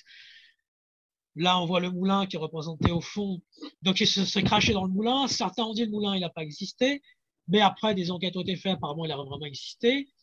Le pilote aurait été enterré par la population locale. Alors là aussi, c'est sujet à caution. Mais il y a le premier crash, on va dire, des États-Unis d'un engin, s'il a existé. Alors, qu'est-ce que tu en penses, Eric, de ce cas d'Aurora qui fait beaucoup de bruit? Alors bon, j'étais pas né. Bon, ce qu'on peut dire là-dessus, c'est que quand vous balayez les différents catalogues qui existent, ce qui prend beaucoup de temps, vous avez à peu près 200 notifications de crash. Tous sont construits sur le schéma narratif de Roswell et 8 sur 10, dans 8 cas sur 10, vous trouvez la même personne derrière. Donc attention, Ceci dit, ça ne veut pas dire qu'il ne puisse pas en exister de vrai. Hein, et c'est vrai que ça fait beaucoup tourner d'encre en ufologie. Mais je rappellerai aussi que la caractéristique la plus puissante du phénomène OVNI, c'est l'élusivité, et que c'est complètement contradictoire avec l'élusivité, sauf si cette intelligence le voulait bien. C'est-à-dire, comme dit Jacques Vallée, pour nous faire passer un message. Mais ça reste à prouver aussi. Voilà. Ouais, faut pas, faut y penser aussi, quoi. Enfin, oui, il faut pas. Par exemple, j'ai trouvé un crash qui s'est déroulé dans les années 30 au Canada. C'est peut-être celui qui m'a le plus intéressé. Pourquoi? Parce qu'il y avait une quinzaine de témoins là qui ont vu le truc, et il y en a la moitié qui ont disparu après. Alors ça, on est à la fois dans une histoire de crash et presque dans une histoire policière, dans un roman policier là. Et ça, c'est intéressant. Si j'étais au Canada, je bosserais là-dessus. Ouais. Et on est dans les années 30. Hein. Et pas récemment. C'est intéressant. Il y a eu quelques cas après ces cas d'airship. Alors là, c'est aussi d'un échange entre. On lui propose quelque chose, un échange d'eau ou du troc. Voilà, du troc, ouais. On est dedans. Il y a eu donc quelques cas en Russie en juin 1897 où à l'époque, il n'y avait pas d'ufologie russe, parce que l'ufologie russe, on sait qu'ils sont particuliers. Hein. Je crois que tu en avais parlé, Eric, aussi. Oh là oui. Donc, attention, oui. Et ce sont des esprits-bouillards, enfin certains. Oui, pour beaucoup, oui. Donc oui, il y a eu quelques cas en juin et août 1897 en Russie. Et après, quand même, la vague s'éteint complètement pour revenir en Angleterre et en 1909. Oui, il y a eu des répliques. Il y a eu des répliques en Nouvelle-Zélande, en Afrique du Sud, en Angleterre. Dans les 10-20 années qui ont suivi, il y a eu énormément de répliques, mais en moins important quand même, que celle de la vague capitale, c'est 1897 aux USA. 4000 cas, c'est énorme. Supposé, c'est énorme. Alors, il y en a 600 à peu près qui sont connus, dont une RR2. Il existe, j'ai vu un dessin d'époque où les gens prenaient des mesures. Alors, tu vois tous ces gens avec des costumes et des chapeaux de forme en train de mesurer les traces de l'événement. Donc ça, là aussi, ça rappelle ce qui va arriver 50 ans plus tard. Ouais, carrément. Ouais, c'est vrai. Il y a peut-être d'autres images à commenter. Il y a aussi d'autres images, on va voir. Ça, on l'a vu tout à l'heure. C'est fait appeler Wilson. Wilson, Monsieur Smith, Monsieur Wilson. Là, c'est le cas d'Hamilton, le roi. Bon, celui-là est assez proche du Zeppelin et de ce qui va suivre au début du XXe siècle. Il rappelle aussi celui d'Allemagne, en fait, que tu as. Alors, il y a le dessin, justement, que j'ai fait mettre. Le cas de Hambourg. De Hauer, que tu as mis dans 1948. Voilà, celui-ci. Sauerland. Oui. Alors voilà la continuation de la vague de 1897 en 48 en Allemagne. Mais il y en a plein de cas comme ça. Donc là, c'est ton illustration. D'accord. C'est ton illustration que tu as faite. Donc, parce que le cas de Hambourg est absolument fabuleux. Hein. Enfin, moi, il m'a scotché, quoi. En 14, avant le début de la guerre, le témoin qui tombe sur ce qu'il prend pour un Zeppelin, qu'il connaît bien, évidemment, et puis le Zeppelin, il est brillamment illuminé, et il voit des petits êtres qui rentrent dedans à toute vitesse, et le truc part à toute vitesse. Qu'est-ce qu'il nous faut de plus pour regarder de près le mimétisme OVNI, quoi. C'est quand même extraordinaire. Ouais. Il y a d'autres images qu'on peut mettre aussi. Alors là aussi, voilà, un cas que tu connais bien. Oui. Qui est un petit dirigeable, on va dire, en mini. Oui, il est entre l'hélicoptère et le dirigeable, oui, c'est vrai. Ouais. Peut-être tu peux nous parler un peu de ce cas. Pareil, on est dans les cultivateurs, hein. On est dans l'effet miroir. Hein. Ah ben là, on est dans la collecte. La collecte, oui. On est dans la collecte, là, oui. ça apparaît très tôt, la collecte. Hein, ça apparaît au tout début du XXe siècle. On a un cas en France à Blida, enfin, c'est pas la fin. C'était en Algérie, donc à Blida, où plusieurs témoins ont observé des êtres cueillir les herbes par terre et avec un objet autour. Donc, on est dans un vrai cas de RR3 qui s'est déroulé au tout début du XXe siècle. Et le plus ancien cas que je connaisse, au XIXe, a eu lieu aux États-Unis en 1890. Donc, il est 7 ans avant la vague. Donc, et là, c'est vraiment un cas de RR3, apparemment. Hein. Donc, il y a plusieurs témoins, et c'est encore une fois la collecte. Puisqu'ils ont pris des blés qui poussaient là, et voilà. Et bien entendu, comme toujours à cette époque, c'est des cas qui sont des secrets de famille, en fait. Hein. Ils en ont parlé dans la famille, et à la 4e ou 5e génération, ça sort. Voilà. Donc, ça pose problème quand même, bien sûr, parce qu'il n'y a pas d'enquête, il n'y a pas de détails, il y a pas de... mais la notification est là. Donc là, c'est les représentations de Charles Dalchot, qui faisait dans la présentation, hein, c'est drôle, hein, des dirigeables aussi, certains dirigeables.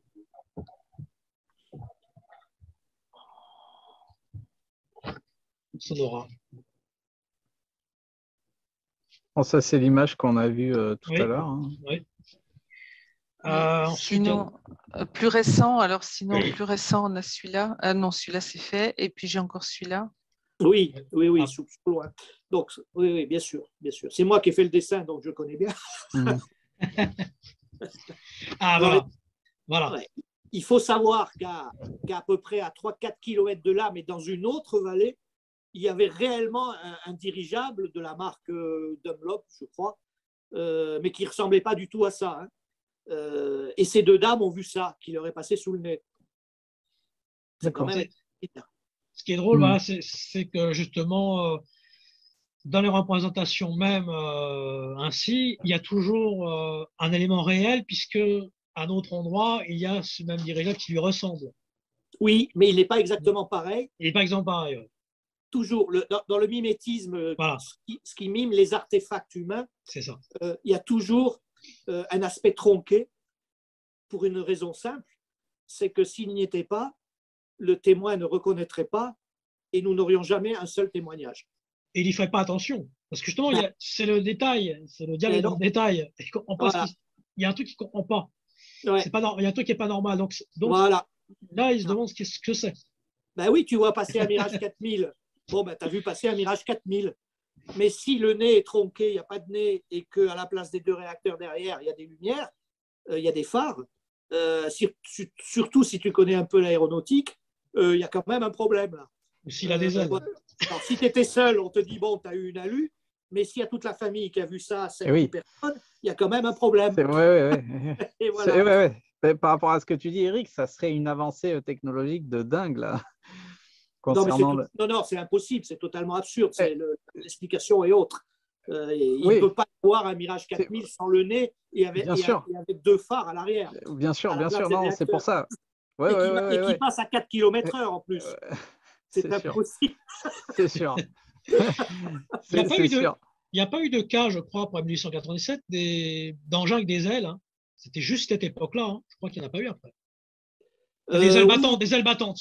Ah, des ailes battantes, oui. Non, ce qu'il est resté, c'est le bric-à-brac technologique. Ça, on le trouve pas tout le temps, mais de temps en temps, on le remarque sur nos modernes ovnis. C'est assez curieux. Oui. Après, évidemment, les ailes, c'est avec avec l'envol du plus lourd que l'air, si l'on peut dire. Les ailes, ça va être les ailes des avions et elles ne seront plus battantes. C'est ça. S'il y a d'autres images à commenter, il y a les livres aussi. Alors, sinon, celle-ci, on en a parlé ou pas? Déjà, je ne me souviens plus.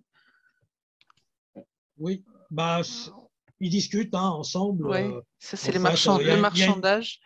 Il y a une discussion. Hein, voilà. Celui-là est extraordinaire parce que tu enlèves les deux ailes du bas, ça pourrait être un avion, un prototype, comme tu en trouves chez RG notamment, des années 20-30. Et oui. Oui. Voilà, sinon dans les livres, alors voilà. Alors Alors, voilà. Qu'est-ce qui s'est passé? Steve Carper. Alors là aussi, c'est une... pareil, il relate un peu les cas sous un angle justement du questionnement. Hein, alors, je ne sais pas si tu connais ce livre, Eric. Non. Voilà. Il y a eu plusieurs livres en fait sur la vague de 1887-97. Donc, il y a d'autres livres qu'on va montrer aussi.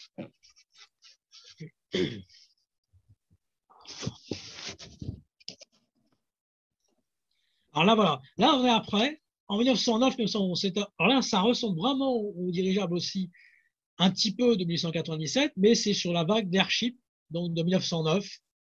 Donc, c'est un auteur qui est intéressant, qui a développé ce sujet-là. Là, on a un Zeppelin, là. Voilà, c'est un Zeppelin, ouais. Mais c'est sur la vague 1909, en fait. Oui, c'est les répliques, ce que j'appelle les répliques, moi, après coup. Après. Voilà, alors, Alain Delallec, lui, il pense donc, il pense que c'est une technologie terrestre, lui. Bon. Une quoi, pardon? Technologie terrestre, que c'est humain, quoi. Que c'est créé, que c'est humain.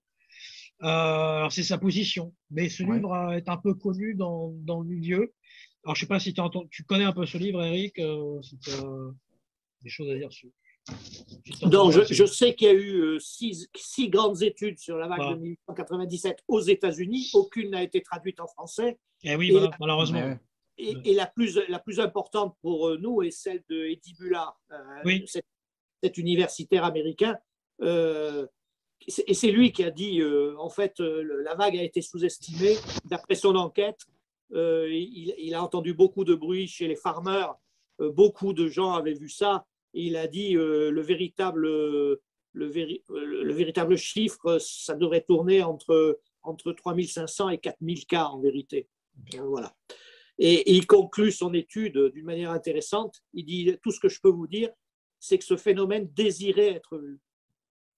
Oui, c'est les Illuminates, c'est l'ostentation, les Illuminates, dont tu parles souvent. Ouais. Alors, celui-là est donc de 2010. Après, on va voir le livre suivant. Steve Carper, c'était 2015 avant. Alors voilà, le fameux Walter Bosley. Donc là, c'est 2013, qui explique, enfin pour lui, ce sont des ingénieurs allemands qui sont venus dans les années 1850 à Sonora et qui en fait auraient créé tous ces phénomènes de dirigeables. C'est sa théorie à lui. Ça fait partie des différentes hypothèses et avec en fond justement Dalshaw. Voilà un petit peu tout ce côté. Ensuite, il y en a un autre ou deux. Voilà, alors là, c'est Charles lui qui, par contre, est pour la théorie extraterrestre. Alors, lui, beaucoup plus.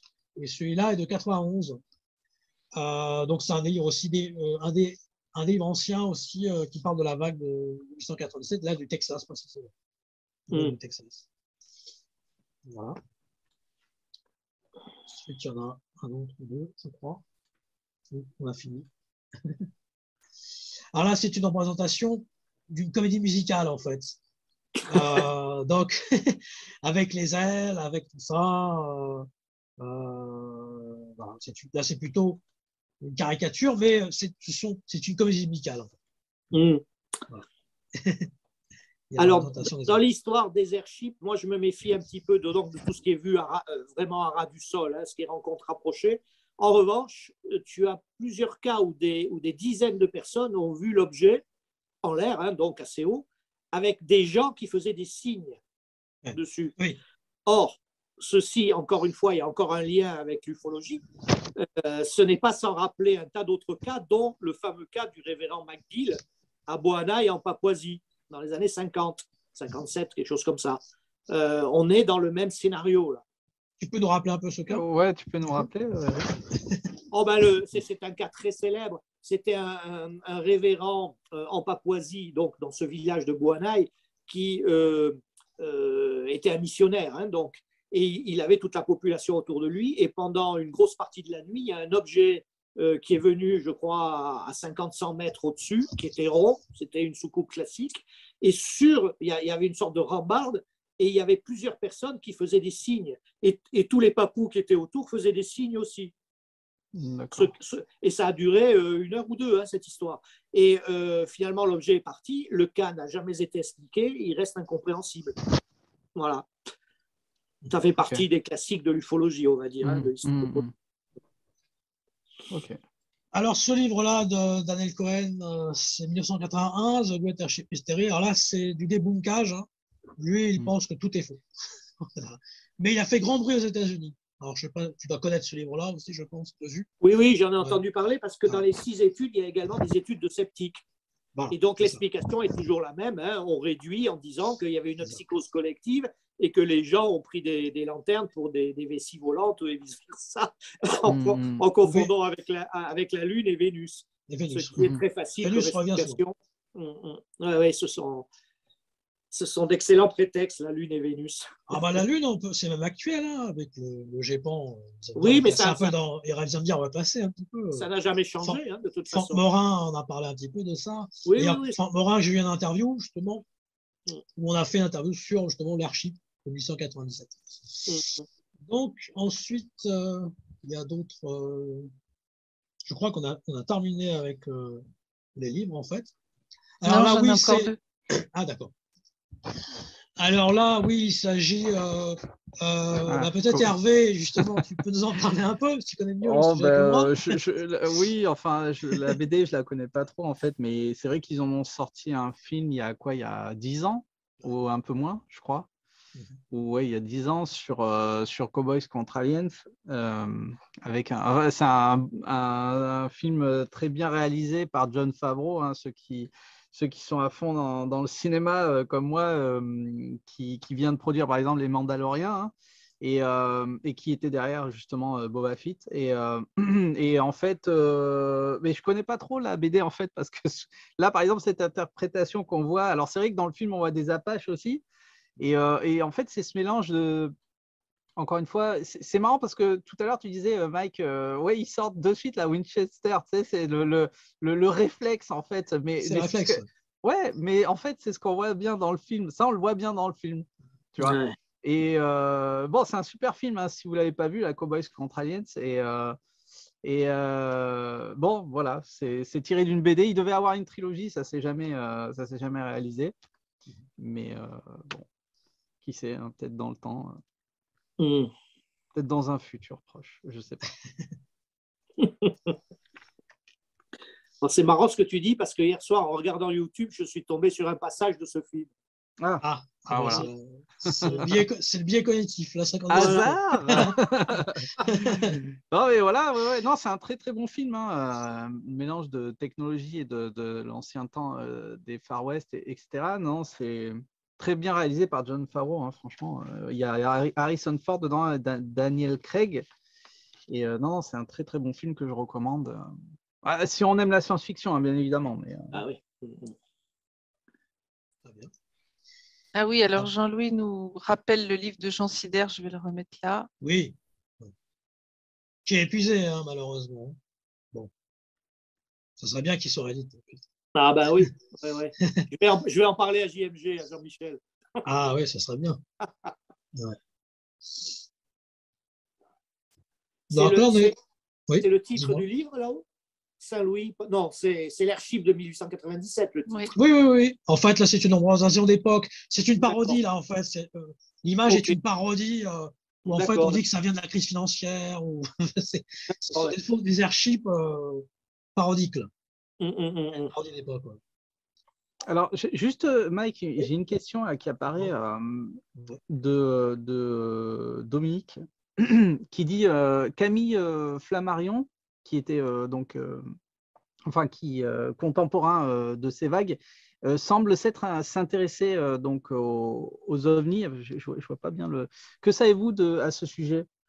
Enfin, je sais pas, Eric peut-être. Oui, bah effectivement, on est vers 1885. C'est là que commence à apparaître tout doucement ce qu'on va appeler après le phénomène ovni, c'est-à-dire qu'il y a des lumières au comportement erratique qui apparaissent dans le ciel, souvent de nuit, et Et Camille Flammarion est très sensibilisé à cette histoire-là. Il va leur donner un nom que j'ai oublié, j'arrive pas à m'en souvenir. Ça avait un nom particulier du genre brachiole ou quelque chose comme ça, mais c'était pas ça. Et il en parle dans son atlas de l'astronomie. Hein. Il en parle déjà. C'est là que ça commence. Voilà. Ok, très bien. Alors, je crois qu'il y a... Drabit, je lis. Drabit. Ah oui, voilà, ouais. Voilà. D'accord. Je le note d'ailleurs, Drabit.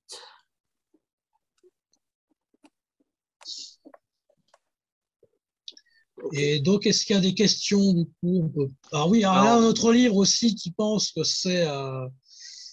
lui aussi pense qu'il s'agit d'une technologie terrestre. Hein. Voilà. Alors oui, n'hésitez pas, si vous avez des questions, n'hésitez pas à les poser ou même allumer votre micro, n'hésitez pas à les poser de vive voix. Profitez parce qu'on a voilà. un excellent spécialiste avec nous, c'était pas prévu, mais voilà. Et on a aussi Jean-Louis Lagneau, je me permets, Jean-Louis, de Lumière dans la nuit, qui est là et qui connaît aussi beaucoup de choses sur le sujet. Bonsoir. Bonsoir. Donc c'est l'occasion de partager les connaissances. Ah ben oui, Jean-Louis, si vous voulez parler un peu du sujet, vous êtes bienvenu. Bien sûr. Je vous invite à discuter dessus. Bon, après, s'il n'a pas envie, il n'a pas envie. Hein, parce que... Je sais qu'il a des grosses journées professionnellement parlant, donc on ne le force pas. D'accord. Okay. Alors, bon, le temps que peut-être que des questions arrivent, j'ai une petite question, Mike. Je voulais avoir ton point de vue personnel. C'est un peu la même question que j'avais posée à Fabrice Bonvin. Qu'est-ce que tu penses? Parce que tout à l'heure, tu l'as très bien cité, ou je crois que c'est Eric qui l'a cité. Donc, cette espèce de troc, tu vois, les échanges d'eau. Alors, je ne sais plus dans quoi c'était. Et qu'est-ce que tu penses? Parce que moi, je bloque toujours, en fait, comme dans ce sens-là, qu'à cette époque, donc, il y avait ce troc avec donc, ces humanoïdes qu'on ne sait pas très bien à quoi ils ressemblent. Il y a peu d'explications dessus. Et aujourd'hui, où on voit des lieux, toujours aux États-Unis, où il y a des observations d'ovnis, donc de nuit, et le lendemain, les lacs sont asséchés ou il y a des réserves d'eau qui sont à sec. Et qu'est-ce qui s'est passé? Tu vois, il y a un bond là, tu vois, entre ce que tu as expliqué, Mike, ou peut-être Eric, je ne sais pas s'il peut nous expliquer ça. Mais ce bond, en fait, cette évolution, moi, c'est ça que j'aimerais. C'est dans quel cas précisément les lacs asséchés dont tu parles? Oh, alors là, malheureusement, j'ai. Parce que là, ça ne revient pas en mémoire comme ça. Peut-être Eric, tu vois? Alors peut-être Eric. Non, je ne vois pas. Non, il faudrait vérifier quand même l'information parce que là, on est dans. Ouais, là, alors, moi, je n'ai pas forcément d'explication à donner là-dessus. Je sais qu'il y a eu pas mal de témoignages là-dessus. Après, d'accord. Et quelles années ou exactement? Je n'ai pas non plus de date d'accord. précise. Bon, on va demander. Mais il y a eu pas mal dans des endroits, toujours aux États-Unis, mais oui, des genres de fermes ou. Peut-être dans le chat, certains sont au courant. Alors, je ne sais pas. Peut-être. Là, comme ça, je ne vois pas. Mais bon, c'est toujours ce bon, en fait, tu vois. Après, ces échanges d'eau ont lieu depuis très longtemps, comme j'avais cité tout à l'heure la gentilhommerie de Ben Bulman en Irlande, hein, dans les années 1850 et 750, où justement ils demandent de l'eau. Donc il y a cette affaire de troc. Hein. Donc ça, c'est quelque chose qui est ancien, qui est au temps des fées. Hein. C'est la Magonie. Hein. On est dans la Magonie. Ouais. Mais alors peut-être, je vais tourner ma question. Je voulais vraiment avoir ton point de vue, Mike, là-dessus. Bon, il a très bien dit tout à l'heure, Eric. Voilà, on est dans une époque, donc fin des années 1800 et début des années 1900, hein, on va dire ça comme ça, où on voit ces humanoïdes. Et après, donc, il y a la Première Guerre mondiale, la Seconde Guerre, et c'est vrai qu'on arrive peut-être… alors, dis-moi si je me trompe, Eric, dans les années 50, il commence à apparaître les petits gris. Donc, pareil, il y a toujours ce bond, je ne sais pas comment on peut appeler ça, cette évolution, Alors, c'est pour ça que je reviens toujours à ce qu'il disait Fabrice la dernière fois, parce qu'il y a, je ne sais pas si c'est une évolution collective, mais il y a ce bond, en fait, ce changement. Fabrice Mondin, ouais, tu veux dire? oui. D'accord. Et toi, qu'est-ce que tu penses de ça, Mike? Tu vois, je pense qu'il s'adapte, hein, ce dont on a parlé tout à l'heure, c'est qu'il s'adapte tout le temps, en fait, euh, à la civilisation du moment. Ça précède toujours un petit peu la civilisation du moment, ou c'est bien après, en fait. Ouais. Enfin, c'est assez simple comme concept. Eric, alors, si tu veux en parler aussi. Oui, peut-être, oui, bien sûr, oui. Oui, il suffit de prendre les apparitions rapprochées, notamment les RR3 par décennie, pour s'apercevoir qu'il y a de subtiles nuances. Et ces nuances suivent effectivement l'évolution humaine, l'évolution culturelle, technologique aussi, humaine. Par exemple, il y a vous avez des cas dans la vague de 54 où tout le monde est sur. Enfin, les êtres sont vus à l'intérieur d'un petit engin et tout le monde s'acharne sur des écrans. Enfin, des écrans,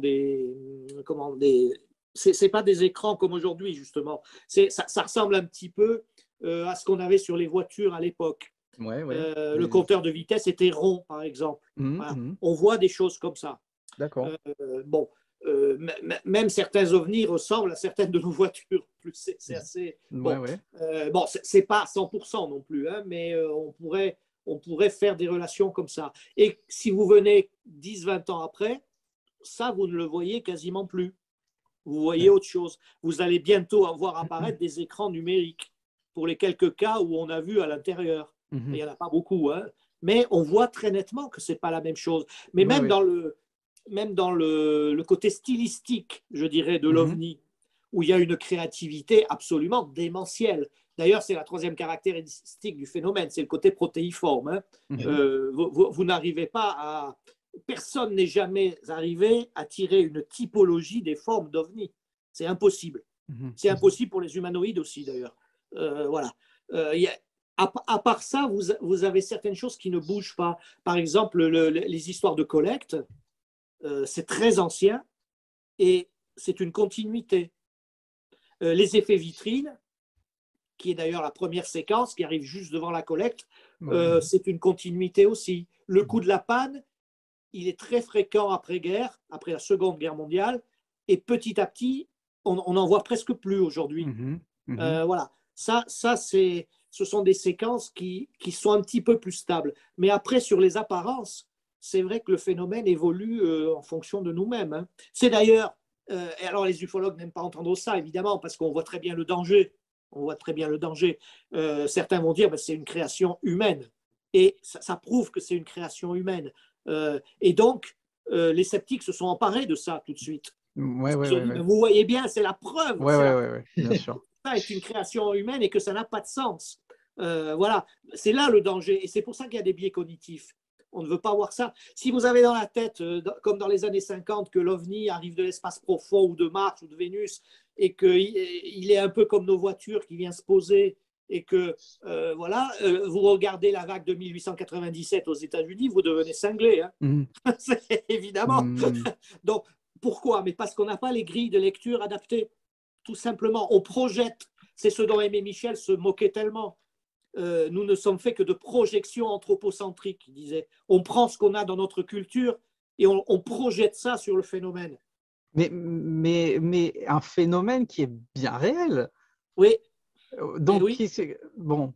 C'est pour ça que la grille de lecture n'est pas correcte. D'accord. Et c'est pour ça qu'aussi l'ufologie a mis très peu en avant cette vague de 1897, parce qu'elle est vraiment hors norme. Oui, ça dérange. D'accord. Okay. Il y a beaucoup d'autres choses qui dérangent aussi.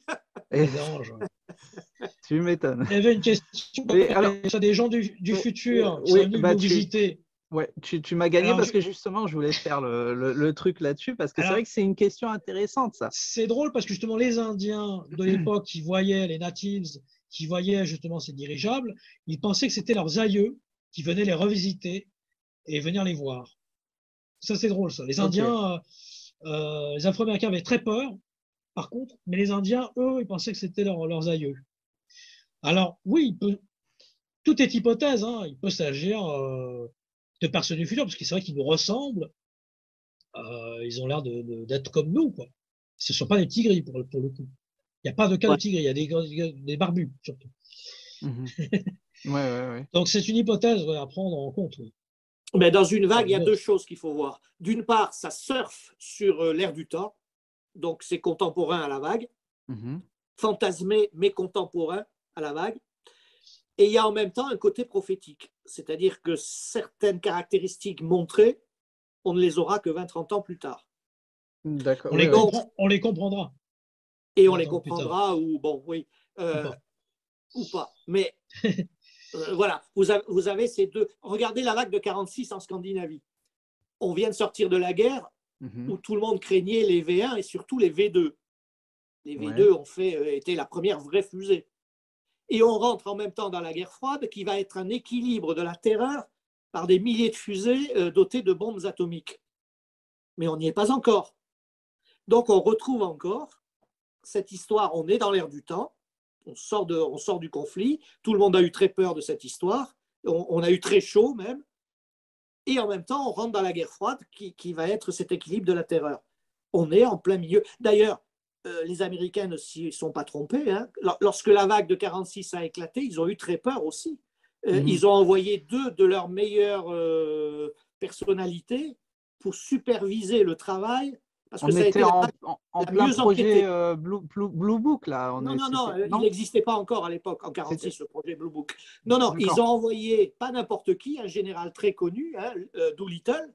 Oui. Si vous connaissez l'histoire de la Seconde Guerre mondiale, vous savez qui est Doolittle. Hein, et plus un général, un amiral de la marine qui allait devenir le chef de la CIA, ensemble pour superviser le travail de la police et de l'armée de la Suède, de la Norvège sur cette histoire. Pourquoi ? Parce qu'ils ont eu très peur, ils pensaient que c'était les Russes qui avaient pris de l'avance, et on sait aujourd'hui que ce n'était pas les Russes.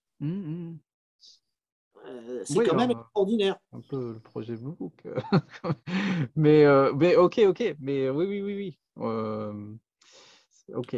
Ilen Coeter, le nom m'est revenu. L'amiral s'appelait Ilen Coeter. Donc c'est un des premiers responsables de la CIA après. Mais c'est lui qui a enquêté, enfin qui a supervisé les enquêtes. Vous avez les premiers crashs de rien qui apparaissent dans cette vague. Vous avez des gars qui sont ingénieurs, qui ont une villa à côté du lac, qui voient arriver une fusée, ils voient même très bien les ailettes derrière et tout. La fusée tombe dans le lac, presque à ses pieds, et le lac, il fait 1,50 m de profondeur. L'armée arrive avec des moyens gigantesques pour essayer de récupérer l'engin. Et on ne trouve rien. Ça s'appelle un crash de rien. Il y en a eu des centaines. C'était les plus grosses enquêtes qu'il y a eu d'ailleurs sur le phénomène OVNI, hein, pas OVNI ou autre. Mais c'est-à-dire, on ne trouve rien, Eric, on ne trouve même pas de structure, rien. Ah non, il n'y avait rien du tout. Pas d'épave, que dalle, quoi. Elle tombe à pic dans l'eau. Non, mais c'est dingue, ça. Les témoins voient. C'est absurde. Elle ressemble à des V2. C'est la peur de leur vie, hein. En 46. Oui. Voilà. Ouais. Et c'est ce qui va nous arriver. C'est ce qui peut nous arriver. C'est ce qui peut nous arriver. C'est pas arrivé, mais ça peut nous arriver. Et c'est ça qui est mis en scène. C'est ça. D'accord. C'est un scénario. C'est un scénario, en fait. Mais bien sûr. D'où cette idée un peu prophétique. C'est pour ça que les vagues ne durent pas longtemps, parce qu'en fait, c'est suivant le moment. Elles durent 2 mois. Elles durent que 2 mois. L'airship, c'est 2 mois. Hein. Justement. Et après, plus d'airship du tout. Il n'y a plus rien. Enfin, pratiquement plus. Sous une autre forme. Ça apparaît sous une autre forme. Au Moyen-Âge, c'était des voiliers. Après, c'est des objets dématérialisés, parce que maintenant, on n'a plus besoin de montrer que. On n'a plus besoin, comme dans la Biat Zone, de présager les hommes qui vont sur la Lune. Maintenant, on va plus loin. Oui. Puisqu'ils avaient des casques, des uniformes, on va dire, de cosmonautes. Oui. Alors justement, il y a une question là, encore une fois très très intéressante, qui du coup, à quand remonte la dernière vague? À quelle date? Je dirais que c'est difficile parce qu'il semble qu'il y ait pas mal de vagues en continu en Amérique du Sud, notamment en Argentine et au Chili. Mais si on parle de l'espace européen, on va dire, et nord-américain, moi, il me semble que la dernière vague, c'est celle de 90 en Belgique. En Belgique, oui. C'est en tout cas la plus connue récemment. Ça fait déjà plus de 30 ans. Le temps passe vite. Ouais. Mais est-ce que tu vois une autre vague importante en Europe depuis Justement, non, je ne vois pas. Non. Parce qu'il y a eu 54, il y a eu 89, il y a eu cette vague des années 30, donc en Norvège, de faux avions. Oui, de faux avions. De 46. Non, il n'y en a pas eu à ma connaissance. Il y a également une diminution de l'activité en RR3, pas en rencontre rapprochée, mais en RR3. Ça, les statistiques ne mentent pas là-dessus. Hein. On était dans les années 76, je crois que 76, c'est l'année la plus importante, on était à peu près à 600-650 cas dans l'année. On le sait aujourd'hui. C'est un dessin de Aniel. Aujourd'hui, on est péniblement à 100 cas. Et encore, il faut regarder le détail, c'est à pleurer. Donc, bon, ça aussi, il faut regarder ces évolutions. Il y a les petits dessins des ailes battantes, faits par Aniel. Alors là, voilà, là, c'est un vrai pilote, hein, pour le coup, d'époque. Ouais. Des premiers pilotes. Ben, c'est les Léonard de Vinci du 19e. Avec les ailes qui. Léonard aussi avait. J'ai beaucoup travaillé sur Léonard, étant originaire de Florence. Et en Italie, ils ont fait des maquettes, des dessins de Léonard qui baladent comme ça d'église en église. Alors, c'est étonnant. Hein. Et lui aussi avait essayé de conceptualiser, au moins par dessin, des sortes d'avions, on ne peut pas appeler ça autrement, avec les ailes qui battaient parce qu'il observait les oiseaux. Et on retrouve ça fin 19e. Et tout à l'heure, il y avait une illustration assez intéressante où tu voyais comme si que quelqu'un pédalait et ça faisait comme un système de battement d'ailes justement en dessous d'un dirigeable. Tu vois lequel que c'est, Mike? Alors, c'était dans les tout premiers, je crois. Mais oui, ça ressemble à ce que vient de dire Eric. Non, c'est pas celle-ci. Non, c'était du steampunk, ça. Attends, voir. Parce qu'il y en a un paquet et je ne sais pas laquelle il faut. Ouais, en noir et blanc.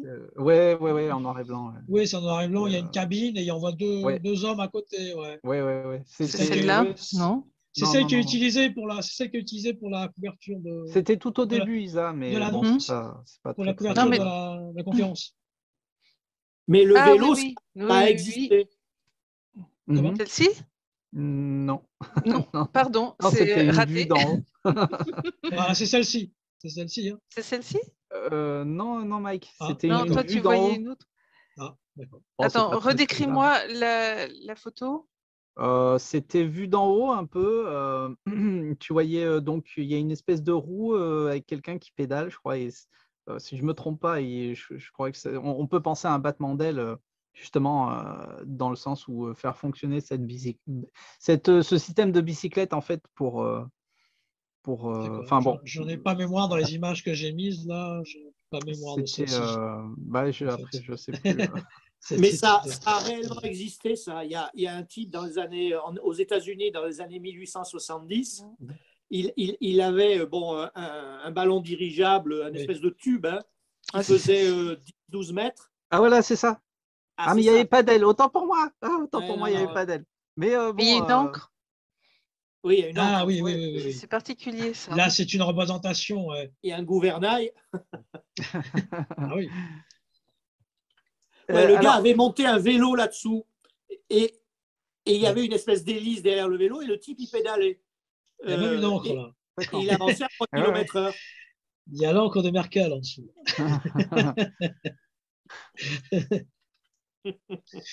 Ou de Cloera, en Irlande.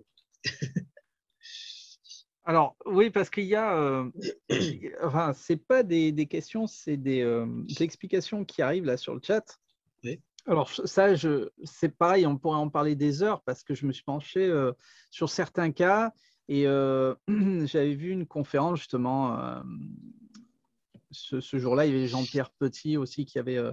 Mais par rapport au survol des centrales nucléaires, Il y a pas mal de cas. Bon, après, voilà, je pense que que ce soit toi, Eric, ou toi, Mike, voilà, tu connais pas mal de cas là-dessus. Mais c'est vrai que là, on me met des cas en 2015. Blay, le cas de Blay, c'est ça, une centrale nucléaire de Blay, en janvier 2015. Voilà, centrale de Golfech en octobre 2010. Bon, voilà, ça, c'est quelque chose aussi de très courant hein, par rapport. Oui, sur toute la planète, hein, d'ailleurs, apparemment. Hein, si on suit le livre de Didier Gomez. Voilà, c'est ça. Voilà, c'est celui-là. Et Stéphane Royer, Didier Gomez. Voilà, le président des rapports ufologiques. Donc là, les ovnis nucléaires, c'est autre chose. OVNI nucléaire, voilà, exactement. Parlé, ça, c'est tout un sujet qu'il faudrait traiter à alors, part. voilà, effectivement, voilà, parce que voilà. On peut pas se lancer. Il est 22h, on va bientôt clôturer. On peut pas se lancer sur ce sujet, mais c'est passionnant, effectivement. J'entends, j'écoute et j'entends vos souhaits. On va essayer de mettre ça en place. Quand on fait la réflexion de ces dirigeables au airship, ils ne semblaient pas être à des endroits supposés dangereux.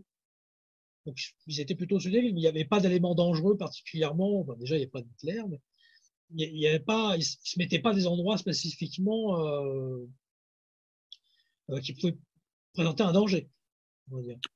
Non, on ne peut pas faire de corrélation à ce sujet. Il n'y a pas de corrélation. Statistiquement, ça ne tient pas. C'est vrai. Mais je pense que la logique est autre de toute façon. Donc, c'est pour nous habituer, pour nous mettre dans le bain. Oui, si on veut, oui. Voilà, on arrive à la fin de cette soirée. Ça passait extrêmement vite. Oh, c'est joli. Un grand merci à vous trois pour ce partage. Merci à et vous, à toutes les personnes qui sont là. Merci. Alors, juste une petite précision, Jean-Louis Lagneau nous a écouté un petit moment, mais il était sur son lieu de travail, donc il a été discret. D'accord. Mais il vous salue bien et voilà, merci d'être. Bon, il est reparti parce qu'il a été appelé, il est pompier, hein, il était appelé en intervention. Sinon, voilà, bon, ben, je pense que chacun s'est exprimé selon les idées du moment. Bien sûr. Et il y aurait encore beaucoup à dire, mais voilà, on ne peut pas se dire en une soirée, c'est court, mais on a déjà un petit peu parlé du sujet, c'était déjà très bien. Bien sûr.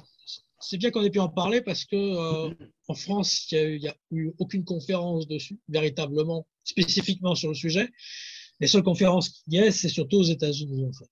Il y a des débats, il y a des choses. Mais c'est vrai qu'en France, c'est la première, on va dire, sur le sujet véritablement. C'est vrai. Moi, à ma connaissance, je n'en connais pas. Il y a beaucoup de ressources en anglais que nous n'avons pas à disposition puisque tout n'est pas traduit. Je crois qu'en pourcentage, on est bien en dessous du pourcentage intéressant pour pouvoir balayer tous les sujets parce que bon, tout est en anglais, faut pas se mentir. Hein. C'est vrai que le peu qu'on a en français, c'est pas mal, mais c'est pas suffisant. Et c'est surtout, c'est une vague très hors norme, donc finalement, c'est pour ça qu'elle est peu attribuée. Enfin, en plus, en France, on est très cartésien parfois. On est très, c'est très particulier, quoi, cette vague. Ouais, mais tu te rends compte que ça connecte encore une fois pas mal d'autres sujets et c'est ça qui est super. Donc, bravo Mike pour cette. Merci d'avoir abordé Eric, ça. Merci Eric aussi. Isabelle, tous ces compliments venus. C'est quand même très intriguant. Ça laisse. Enfin, j'espère que vous n'allez pas trop en rêver cette nuit. Non. On va avoir des dirigeables partout. On ne va pas compter les moutons, on va compter les dirigeables. Il y a un côté très poétique. C'est un peu plus féerique que les petits gris, les enlèvements, ce côté clair. un peu sûr.